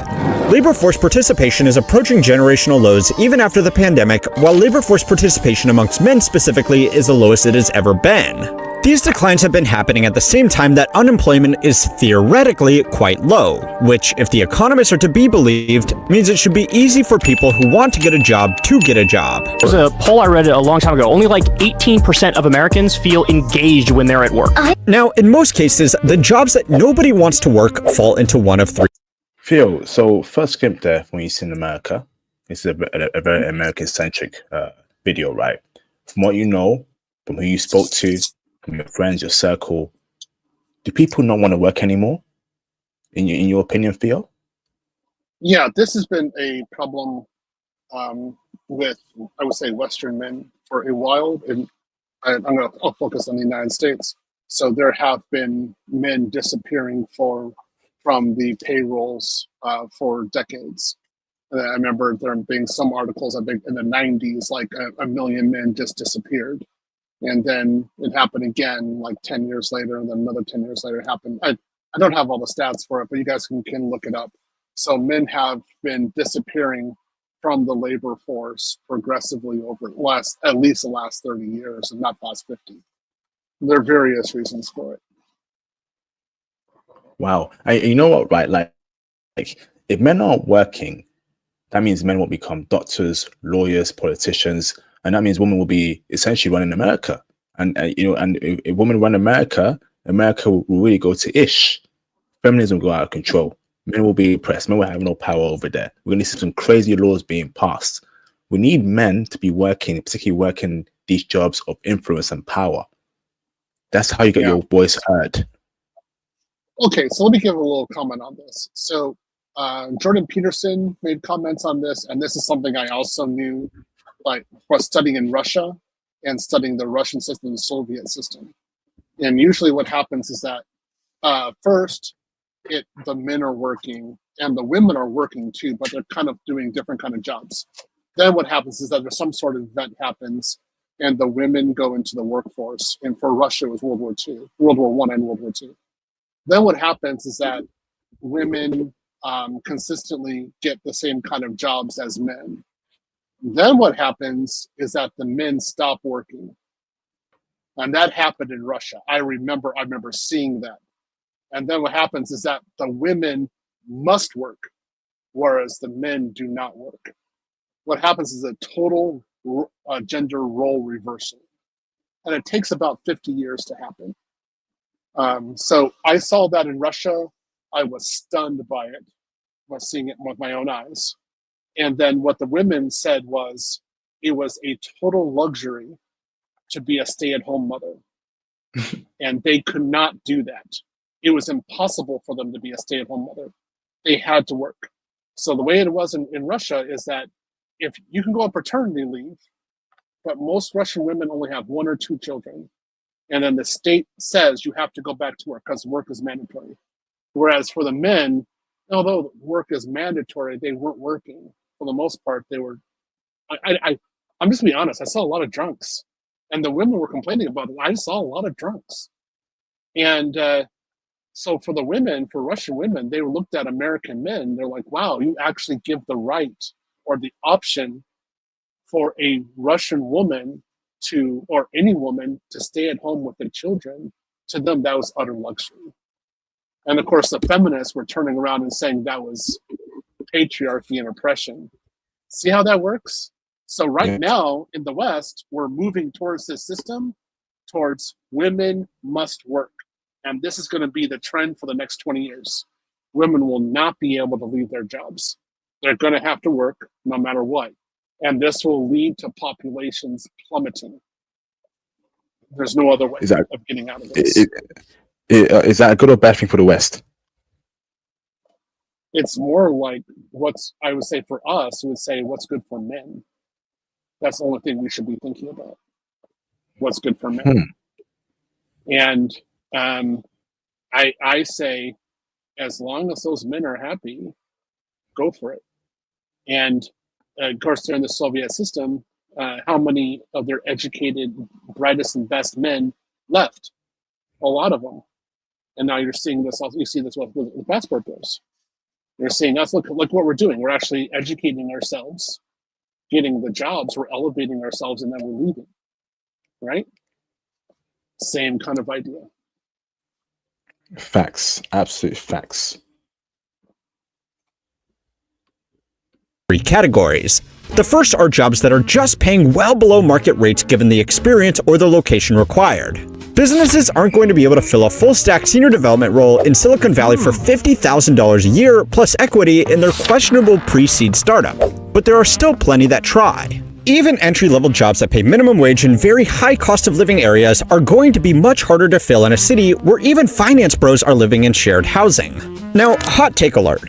But just like there are no shortage of crappy businesses and managers that expect to pay workers nothing for world-class skills and experience, there are lots of workers who expect world-class pay with little or no marketable expertise. Phil, is that a problem there where people actually let's come watch video. Hold on, we'll see here. One of the most insightful pieces of data on this issue is this recent survey right here. It asked a selection of Americans what they considered to be the minimum salary they would need to be financially successful. Now, most of the responses to these numbers have been laughing at the Gen Zs just entering the workforce who think that almost $600,000 a year is a realistic salary goal. Okay. Now you're in Lululand. Now you're in flipping Narnia. You in Lululand right there. You must be in some sort of Narnia world to think that you're gonna get that for minimum wage or as your minimum salary out of university. Are you out your goddamn mind? Speak on that, Theo. Yeah, I would definitely agree. And this goes right along, this correlates right along with their deluded expectations in relationships. This generation is doomed to fail. It's going to be a colossal failure. They're going to take on a lot of debt as they are right now. They're not going to reproduce, and they're going to be single. They're going to be paying rent forever, not accumulating assets. They're going to absolutely collapse. It's just going to question of time. But we won't be here when it happens. Facts. And I guarantee you, it's women that push that price up. I guarantee women are responsible for that kind of Mhm. crazy figure. Dudes are not. Men are more logical than women. The average man is not thinking that he's going to get that much money out of university. It's women that have that kind of thinking. Because you know what? Women don't have. Actually, I'll keep it PG. Let's carry on. Because for most people, it just isn't. Unless you are in a few very specific career paths, there are basically no jobs that pay this money. And the average boomer thinks financial success is achieved with a salary of just under $100,000. According to the Bureau of Labor Statistics, this is still almost double the median national salary. But in most major cities where people can actually find jobs that pay this much, $100,000 certainly doesn't afford a lifestyle of financial success. There is simply a 100K in America, that's a lot to me, in my opinion. You telling me in 2024 that's nothing? Yeah, I always say that in my class.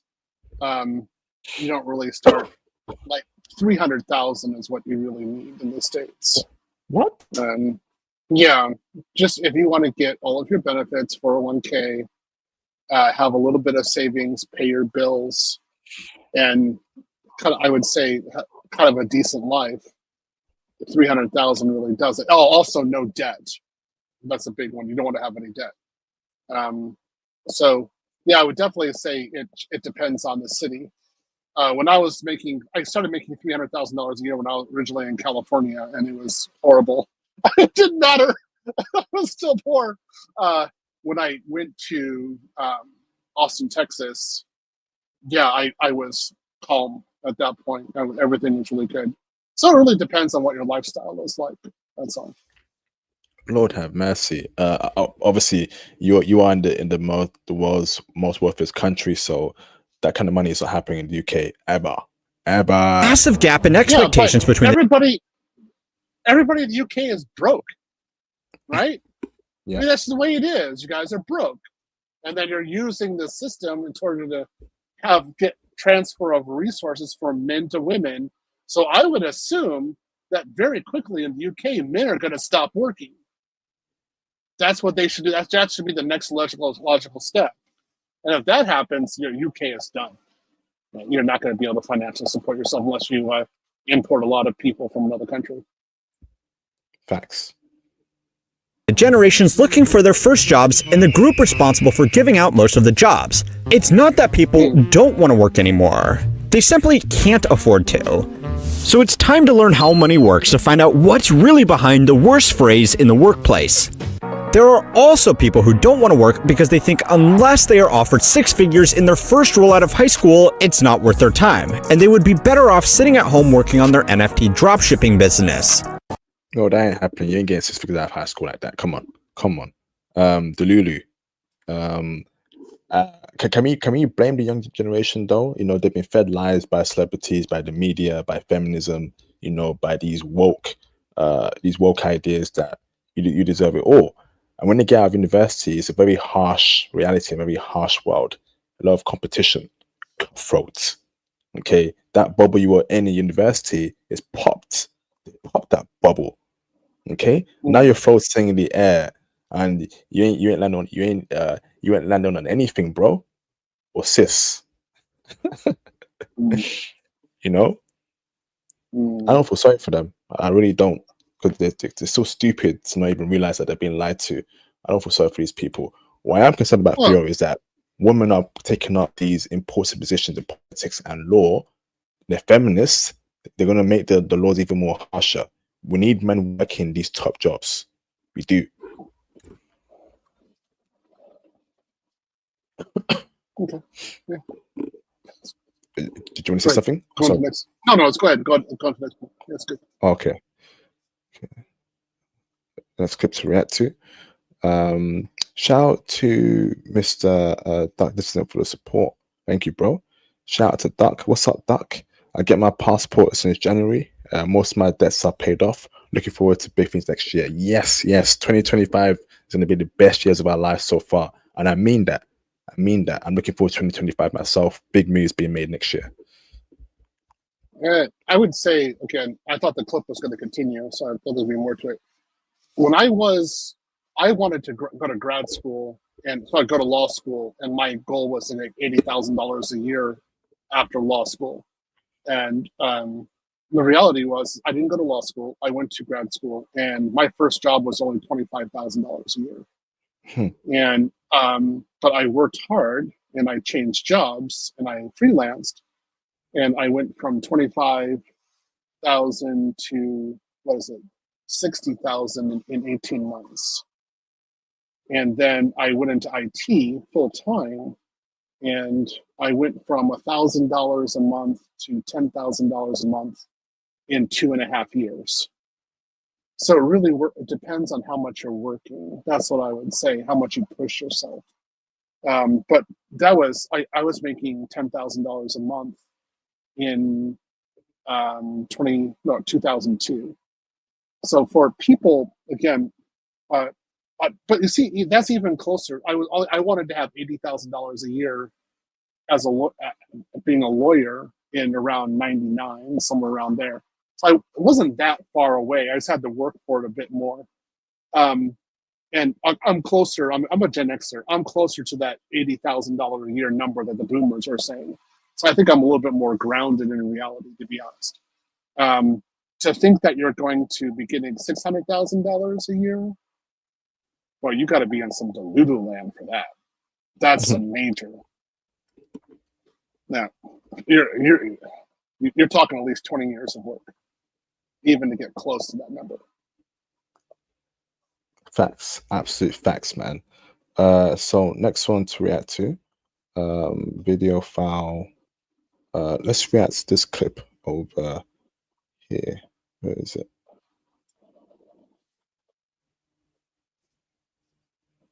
Wars and tariffs. As trade wars and tariffs start to escalate, China's starting to ban critical metals to the United States. Here's what they're not telling you. One of the elements that China is banning from the United States is germanium. You know what the germanium's used for? Semiconductors, fiber optics, and high-speed computer chips. Hold on, but there's more. And the other element that they're banning is gallium. Gallium's used for electronic components, solar panels, LEDs. If China bans all this, this will ensure that the United States won't have a chance in the semiconductor business. So instead of having tariffs, why don't we start to get along a little bit? And Donald Trump, you need to chill the out. Otherwise, you're going to sink America even deeper. There you have it. Wow. So China's buying back fuel with their banning of exports of particular minerals and assets to the US. Okay. So Trump's coming in January next year, and it looks like Trump is going to have a hard stance on China. Okay. And for my analysis over here, right, like China is reaching that self-sufficient level where they don't care if you sanction them, they don't care if you ban their products. Unfortunately, they do have a monopoly of the minerals and resources in Africa, the actual cobalt and the precious metals that build the electronic vehicle batteries. They have nukes. They're a very powerful country. They're a rich country. Do you think if a trade war happens between America and China, right, America could lose this trade war, basically, big time? So Trump better, not go too deep and hard on China, because China ain't playing no games as well, bro. And let's keep it real. What's your thoughts, Phil? Please. Now, America will be just fine in a trade war with China. We have no problem with that. And it's because we're not paying for infrastructure. So the industrial infrastructure is mostly leveraged on debt in China, whereas the United States, it's not. We lost our infrastructure to China. So we use tariffs. We can actually use that with industrial policy in order to properly develop the United States and move production back to the United States, and in particular Mexico. Now the minerals, yeah, we'll figure out a way. We're Americans. We always figure it out in the end. Remember, we got somebody to the moon. I'm not worried about this. So it just we'll figure it out with just a question of time. I will say this on a personal level. I'm having to buy a lot of gym equipment in China right now because of the potential of tariffs by January 20th. So I'm scrambling right now to put a down payment of around $30,000 on gym equipment in order to avoid tariffs. It's the way it is. But you know, Theo, right? You're saying America found a way, right? These minerals come from Africa, right? And China has a big supply chain going on in Africa, right? To the point where they kind of run, unfortunately, the mineral production in Africa, cobalt in Congo, in these other African countries too. It's a shame, but that's the current situation is as it is right now. So it seems that everywhere America will go, they have to do with China. China also has a lot of influence in South America too, bro. In Brazil, in Argentina, with their resources, in Chile, brother, with their resources. So they're everywhere, bro. IP. If we want oil, what do we do? Oh, wow. Yeah. So if we want a resource, we have 20 aircraft carriers. I'm not worried. We know what America, but again, we're a corporation. The only thing we would see is, Africa has a contract with another country. We need to make sure that contract is renegotiated.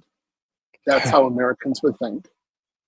Okay, we need to spread democracy to that country. Suddenly, we have all the resources we need. It's a cold way of life, but when you accept that about the United States, you're like, okay. I was like, they always win, America. Yeah, it's just kind of weird. So that there'll always be a negotiation between China and the United States because ultimately neither country wants war. So that's the same way. They'll figure out a way because I mean, if you got the minerals but nobody's buying them, right? What's going to happen? So they'll figure it out. People want money. That's what it is. Interesting. Okay. A fair analysis there, Theo. We'll see what happens there with this upcoming trade war, and I'm looking forward to seeing how hard, harsh Trump's going to be.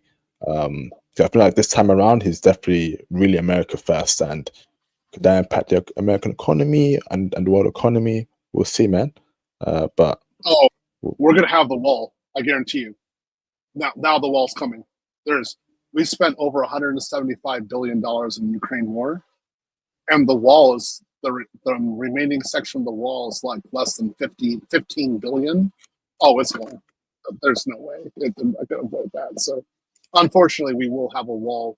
I don't like the optics of it. That's what I was saying. I don't like the optics at all. But there will be mass deportations, and there will be a wall with Mexico, which I think is unfortunate. But it's life. Okay, awesome. Move from the studio. Let's interact to. Okay, present.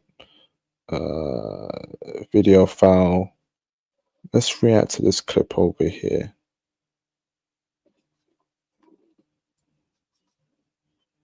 Confirmed reports. So far, these are unconfirmed reports that Assad isn't in Moscow, but they've come from Russian state media outlets, which are quoting a Kremlin source, and that generally means the information is pretty accurate. Earlier on, the Ministry of Foreign Affairs stayed silent on Assad's whereabouts, perhaps because he was still in transit, but there was speculation that he may well head to the Russian capital after reports that he was here with his family just over a week ago when rebels took Aleppo. Russia, of course, has been a staunch supporter of the Assad regime throughout the Syrian civil war.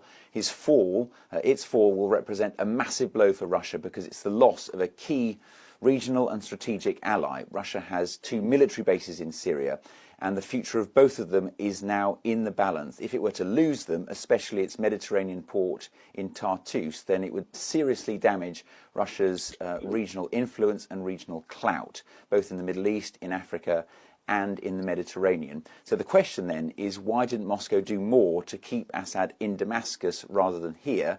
And the answer, I think, is because of Ukraine, and that Russia didn't want to be dragged and couldn't afford to be dragged into yet another conflict. Wow, Theo, what is going on, bro? Syria. That was very interesting. I woke up to seeing that news that essentially there's no more, the Syrian civil war is over. rebels have taken over the country. Assad has fled to Russia. Russia has probably lost a very key influence in the Middle East. Oh, damn, Russia's taking that's an Also, L. Go on, bro. also Africa. Oh yeah, they've taken Why? a massive L because all their trade, the minerals, went through Syria. So now Syria is essentially gone. So what can they do? Right? So all the like diamond trade that they had, mineral trade, what they have, all the stuff you posted this before, like, oh, this is the trade we have with Africa. It all goes through that port. So if they lose it, there's nothing they can do. And as I stated before, the Russians are seriously impacted by the war in Ukraine. They are unable to defend themselves. So when I looked at it, it was some astronomical number. So apparently they've lost over $100 billion worth of military equipment in Syria. Something like that. Some sort of huge number. The rebels have seized it. And so, yeah, it's a pretty big hit against them. It also demonstrates that their military capacity when fighting against Ukraine is actually very weak. So Assad has 24 years of power. He is gone. It definitely gives a blow to Iran. I just sat back and laughed about this. When I saw this, I knew this was going to happen. And as you saw my Facebook post, if you looked at it, I said, Putin, you're next. You've got 2 years. I expect Putin to not be in power any more than 2 more years. I would be surprised if Putin actually makes it more than 6 months, but 2 years max. Whoa. So you're saying, right, everything's crumbling around Russia. It's crumbling. And the hope is that Trump comes in power, just, immediately requests a ceasefire, because he has said that he wants a ceasefire as soon as literally when he steps in office, first day, first week, have a ceasefire. That's Russia's only hope, have a ceasefire? Yes, because they were using the minerals to finance the war in Ukraine. So all the trade that they were doing in Africa. So right now, they really can't do anything. And then you also saw that the ruble collapsed. So the economy has gone there. You have more and more people. They said, okay, basically, the Soviet Union made people all the same. They were all poor. And now Putin wanted to make the Soviet Union again. So he's been successful in making everyone poor again. Basically, the war has impoverished Russian people. And it's only going to worsen. So, of course, Putin would love Trump to come in and, by whatever reason there is, to have a ceasefire, blame it all on Biden just for optics, and say like some sort of negotiation, then Putin can save face and actually pull out of Ukraine. They would love something like that because it would actually save Russia financially. Then allow Russia to come back onto the SWIFT system. Russia could come back. Without that, Russia's gone. That's it. They're screwed over. There's nothing they can do about it. Right? Especially what happened with Syria. Oh yeah, just a question of time. Whoa. So, Theo, what's the future for Syria? Because rebels are not in control. There's no leader there. Will it become even worse? Will it become better? Will US step in and obviously, push the democracy and all that stuff? Then, like they did in Japan back in World War II. What is going on, Syria? What's the future there of Syria, in your opinion? No. It's you just gotta wait and see. That's it. So as a normal case, you have a rebel group coming in, right? So usually they have to clean up business, which means graveyards fill up a bit. Okay, so you kind of watch back and say, okay, let's see what happens. So there's a culling, and then after that, you kind of see how the dust settles. I'll say this: it's very obvious these rebels are aligned with the U.S. and Syria. Sorry, with the U.S. and Israel. So probably there will be an economic development package.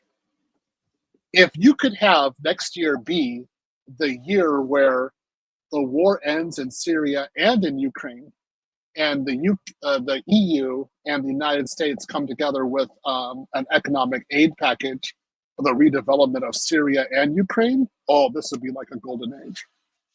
That would really help promote growth. That would be great. That would actually be fantastic.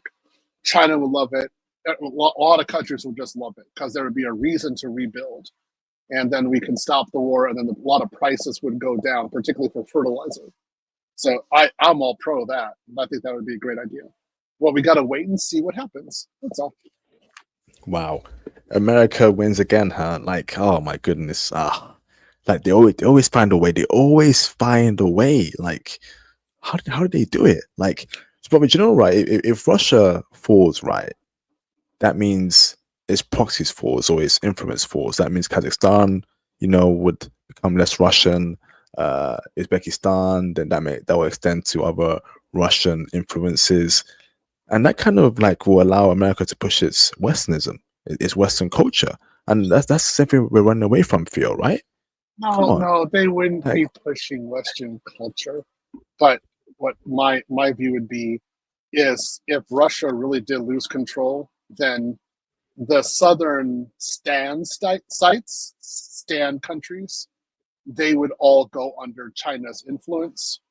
And then there would be a greater likelihood that Siberia would disconnect from actual Russia itself. And then Siberia would be aligned with China. Basically, the entire Siberian area is underdeveloped and would very much blossom under Chinese leadership at this time. So people are just looking for a reason to get rid of Russia from Siberia. Russia for China and Iran will be isolated, and China particularly, that'll be lost of an ally. China really needs Russia. China and Russia are aligned on many things. I personally believe that before Russia falls, China will probably intervene and do something, and Iran too, because those three are clicked up together. So it's interesting watching the future. What could China do? No, it'd be an internal affair. So if I'm saying, okay, let me make this a little bit more clear. If Russia falls, this isn't going to be like a Syria situation. Let's just say, what can I say? It would be red shifted a bit more than anything else. So after the culling was complete, then somebody would try to retain power in Siberia. But basically, the issue is that there's not enough ethnic Russians to maintain full control of Siberia. They're dying like crazy in Ukraine. And then the women aren't reproducing. So how are you going to maintain power? Whereas Siberia itself would be better suited to be with China. So why would China intervene if they could actually get Siberia? They just sit back and say, "Yeah, you Russians, go ahead."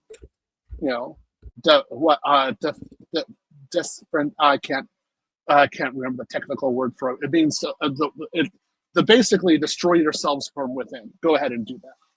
So they would do that, and then China would come in, take Siberia as they should, take Kazakhstan and the other like Tatarstan, all the other stands.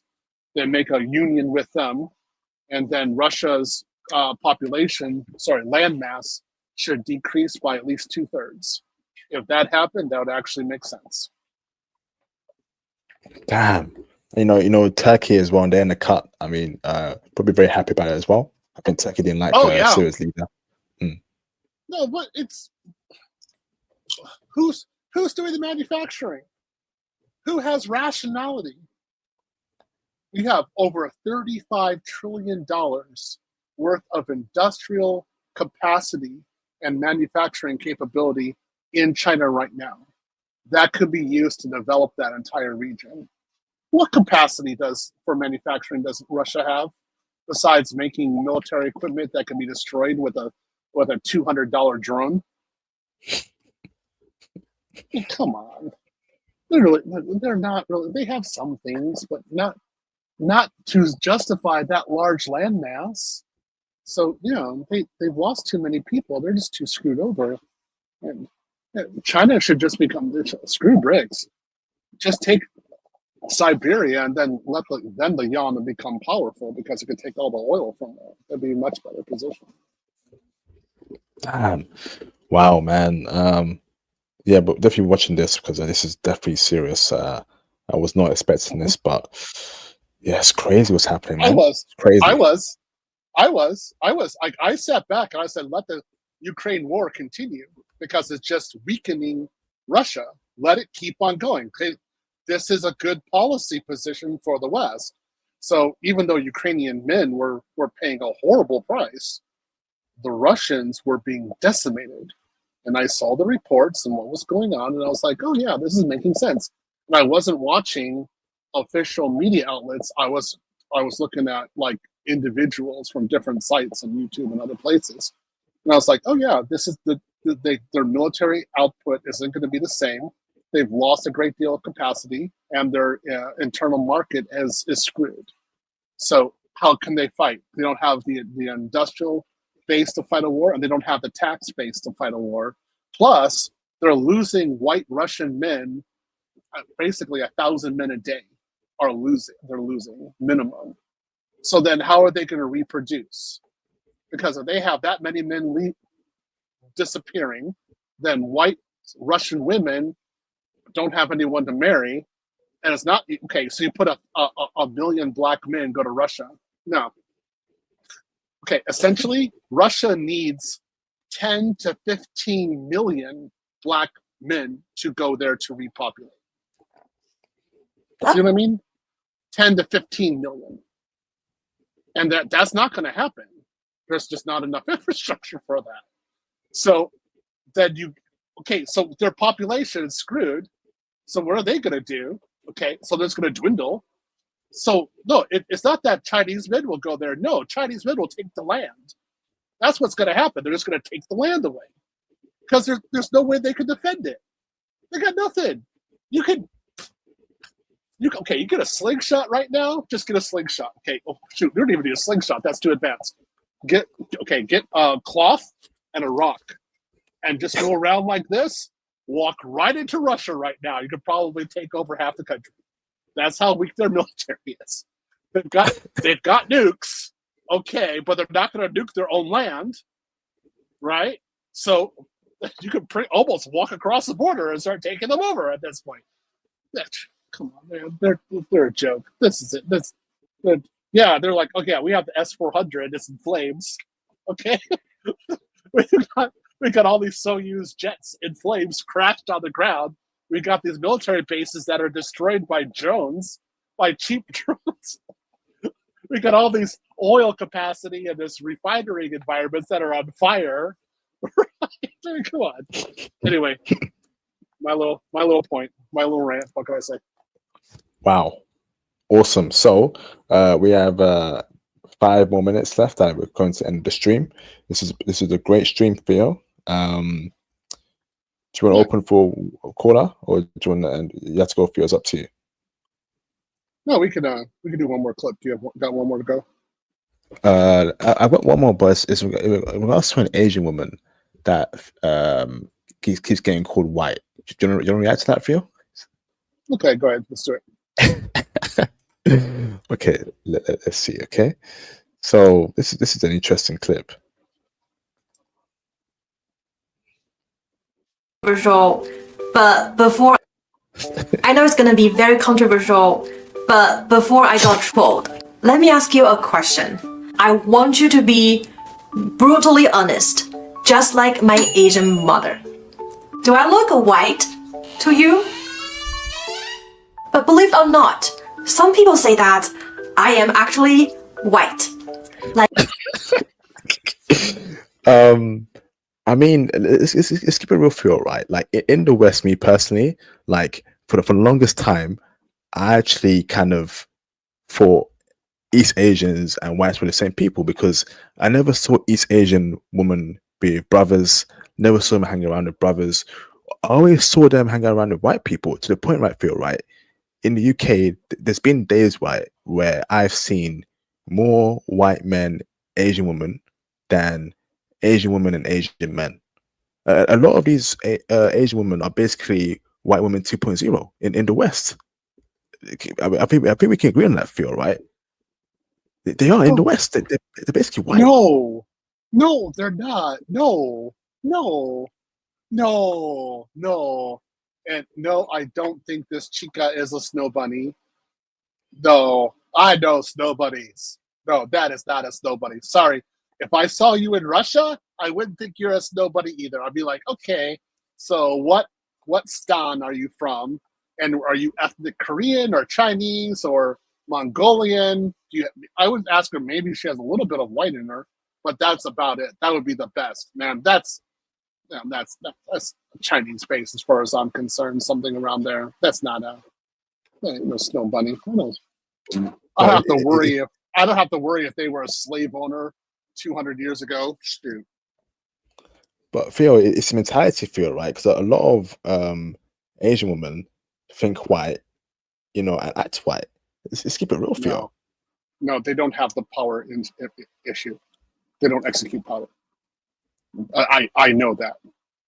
Like, again, I grew up with white people. I'm aware of their power execution, and I let's say I respect it. I know what they can do. Asians don't think that way. It's gone. It's actually not even gone. It's absent. They don't have the infrastructure in their heads. So in the West, Theo, let's be real here, right? An Asian woman is very powerful in the West, right? Particularly if she's good looking, because the white man, right, has on average a fetish for white women. I've noticed that if he can't get the white woman of his dreams, he's going for an Asian chick. I've noticed that. Even in some cases, right, a lot of white men put Asian women over their own women. They put Asian women over white women, Phil. But no, keeping it real. Elon Musk has Asian women are more feminine. That's why. It makes sense. So they're not this. No, it's not. They're not the same as white girls. No, they're not. No, not even close. Nope. Especially they start cooking. They made that food. You're not going to get some potato salad with some weird pickles with this chica. That's for sure. That's cool for you, right? But a lot, for you, right? A lot of brothers in the West, right, don't feel a lot of love from Asian women, and I think that's a fair point. They feel like Asian women are just belong to white men because they're not trying. And I told you, if you want to get the love from Asian women, you need to go to Asia. You get plenty of loving. Remember that photo you had? That's me getting loving from an Asian woman, right? Yeah, you wouldn't see that in the West, but I just got done knowing her. So yeah, I got a lot of love from her that day. I remember what we did before that photo. So yeah, I think that, okay? That photo disproves that idea, okay? Stop thinking about the West, go abroad, and you get everything you want. Like yesterday, my yoga teacher told me I have a lot of white privilege, just like any other white person. He kind of joked that Asian women nowadays are actually more powerful than white men. And we Asian women definitely kick their big white asses. Like first, we Asian women on average make more than white men now. And second, how could a woman of color... That's true. Elon Musk shared a tweet the other day, and Asian women are getting that paper. They earn more than white men. Let's keep it real. That's true, right? That's very true. Yeah, hold on. That's because of the jobs they choose and the industries into which they go into. Plus, they're concentrated, so more of them are actually finishing university, finishing high school, compared to white men, but also compared to white women. So it's not just that Asian women are kicking white men's asses; they're also kicking the booties of white women. Also, they're crushing it against them. So not just against men, both. Okay, I feel.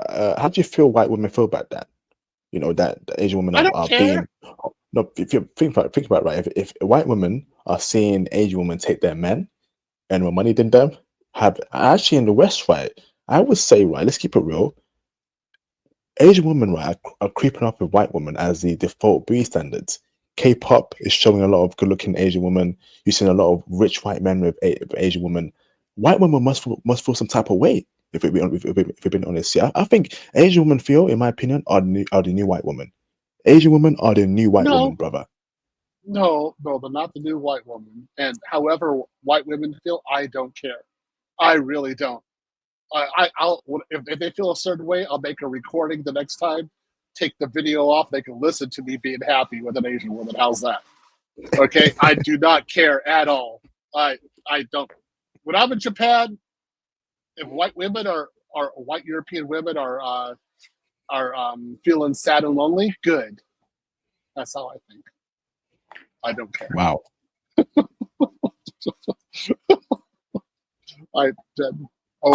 Ever be a racist to a white man. If I attack that white man, people might praise me for my courage and empowerment. But if he does what I do, like criticizing me or any other person of color, he will probably be socially dead or even lose his job. I laughed at my funny friend, but I also laughed harder at America, that the golden pillar of American value, liberty for all, has once again become amusingly omissive. 200 years ago, the founding fathers forgot black people. 200 years later, it is white people losing their ease of speech around other people of color. And I truly feel very sorry for my white friends. Speech for them nowadays is like walking on eggshells. They seem nervous, always reserved, and constantly apologizing, and often confused. Should I say that? Or maybe I should not have said that. Would that offend you? Oh, I'm so sorry. You see, that's her defending white people, bro. A lot of Asian women, brother. Let's keep it real, right? They just feel like they have an affinity towards white people. Let's keep it real, feel like that's her defending white people to say what they want to say. Can you imagine an Asian woman, brother, right, saying this kind of speech about a black person, defending a black person, having some sort of affinity towards black person in the West? It's not. No. Let's keep it real. She's mocking the West right now. She's calling them out. She's mocking them. Again, look what she's saying about black people. She's mocking the West, as she should. This is a very correct statement. And this is, if I were in Japan right now, this is exactly how I would talk as well. Yeah. I just don't do it because I'm not there, but I would mock the West also.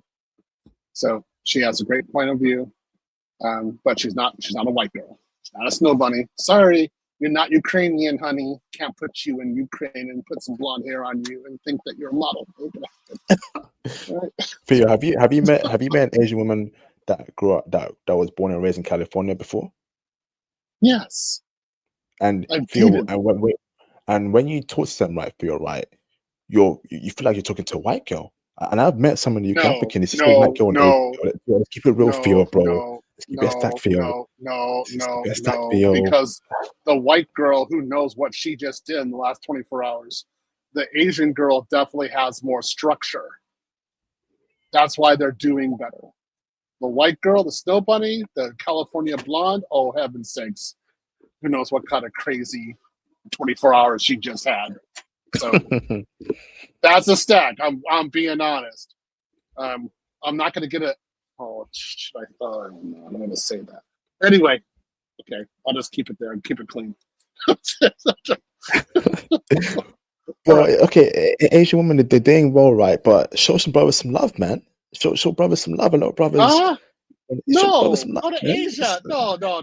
That's like white girls saying, hey, show us white girls some love. Don't go to the Asian chicas. We don't care. No, look, brothers, you want some Asian love? Go to Asia. There's plenty of it there. I can show you more photos of me being loved by an Asian woman, okay? But that's it. That's where you go. Don't stay in the West. No, stop it. But Theo, do you believe that Asians are what we call honorary whites in the West? No. They're not honorary whites. They're Asian. Anyway, why Asians are? I would also say Asians are more powerful than whites, essentially, because they're not destroying their families. They're actually building. They're actually creating successful families, and Asian men do not have to worry about Asian women using the state to remove them, and then they're going to be Asian women are going to be single mothers. Single mothers are rarely, Asian mothers are rarely single mothers. So they're not destroying their families. This is why they're doing by far better. Black and white women in the West are destroying their families. So it's yet another reason why the white guy is jumping onto the Asian train. He wants a family. Okay, awesome. All right, okay, that is the last clip of the day. Okay, Phil, do you have any closing statements, brother? Yeah, again, I definitely enjoyed this. Very good. It was a very good stream. I would say, guys, again, keep on watching the video that IP and I were, and also Game Changer. Shout out to Game Changer for being here. He gave some great points. Look at that video and dissect it some more, and you get to see this crazy gynocentric thinking, and we're not a part of that at all. If you want to know about the manosphere, come talk to us. We'll talk to you about it. We'll tell you what we're actually thinking. But don't go to the gynocentric media for opinions about us, about who we are. We know who we are. Anyway, I will go ahead and drop, and I'll see you next week. Okay, get some sleep. Sweet, Phil. Thank you, brother. Thank you, man. Brothers, have a great week ahead. Again, hit the PayPal, hit the super chat, join the Patreon. Get me to 100 followers on Kick and Twitch. If you want the unfiltered Japan streams, unfiltered Munich streams, unfiltered Ibiza Spain streams, 100 followers on Kick and Twitch, and you will get those streams. Okay, so support IP, 100 followers on Kick and Twitch, and you will get those streams. Okay, here's a link for those in the chat. Kick and Twitch, get me to 100 followers. Okay, awesome, man. So great stream, brothers. Again, here's my Twitch and Kick, and I will see you all next week. Theo says here, get the likes up or only West women for you. That's facts. That is absolute facts, man. Okay. Oh man, get some water.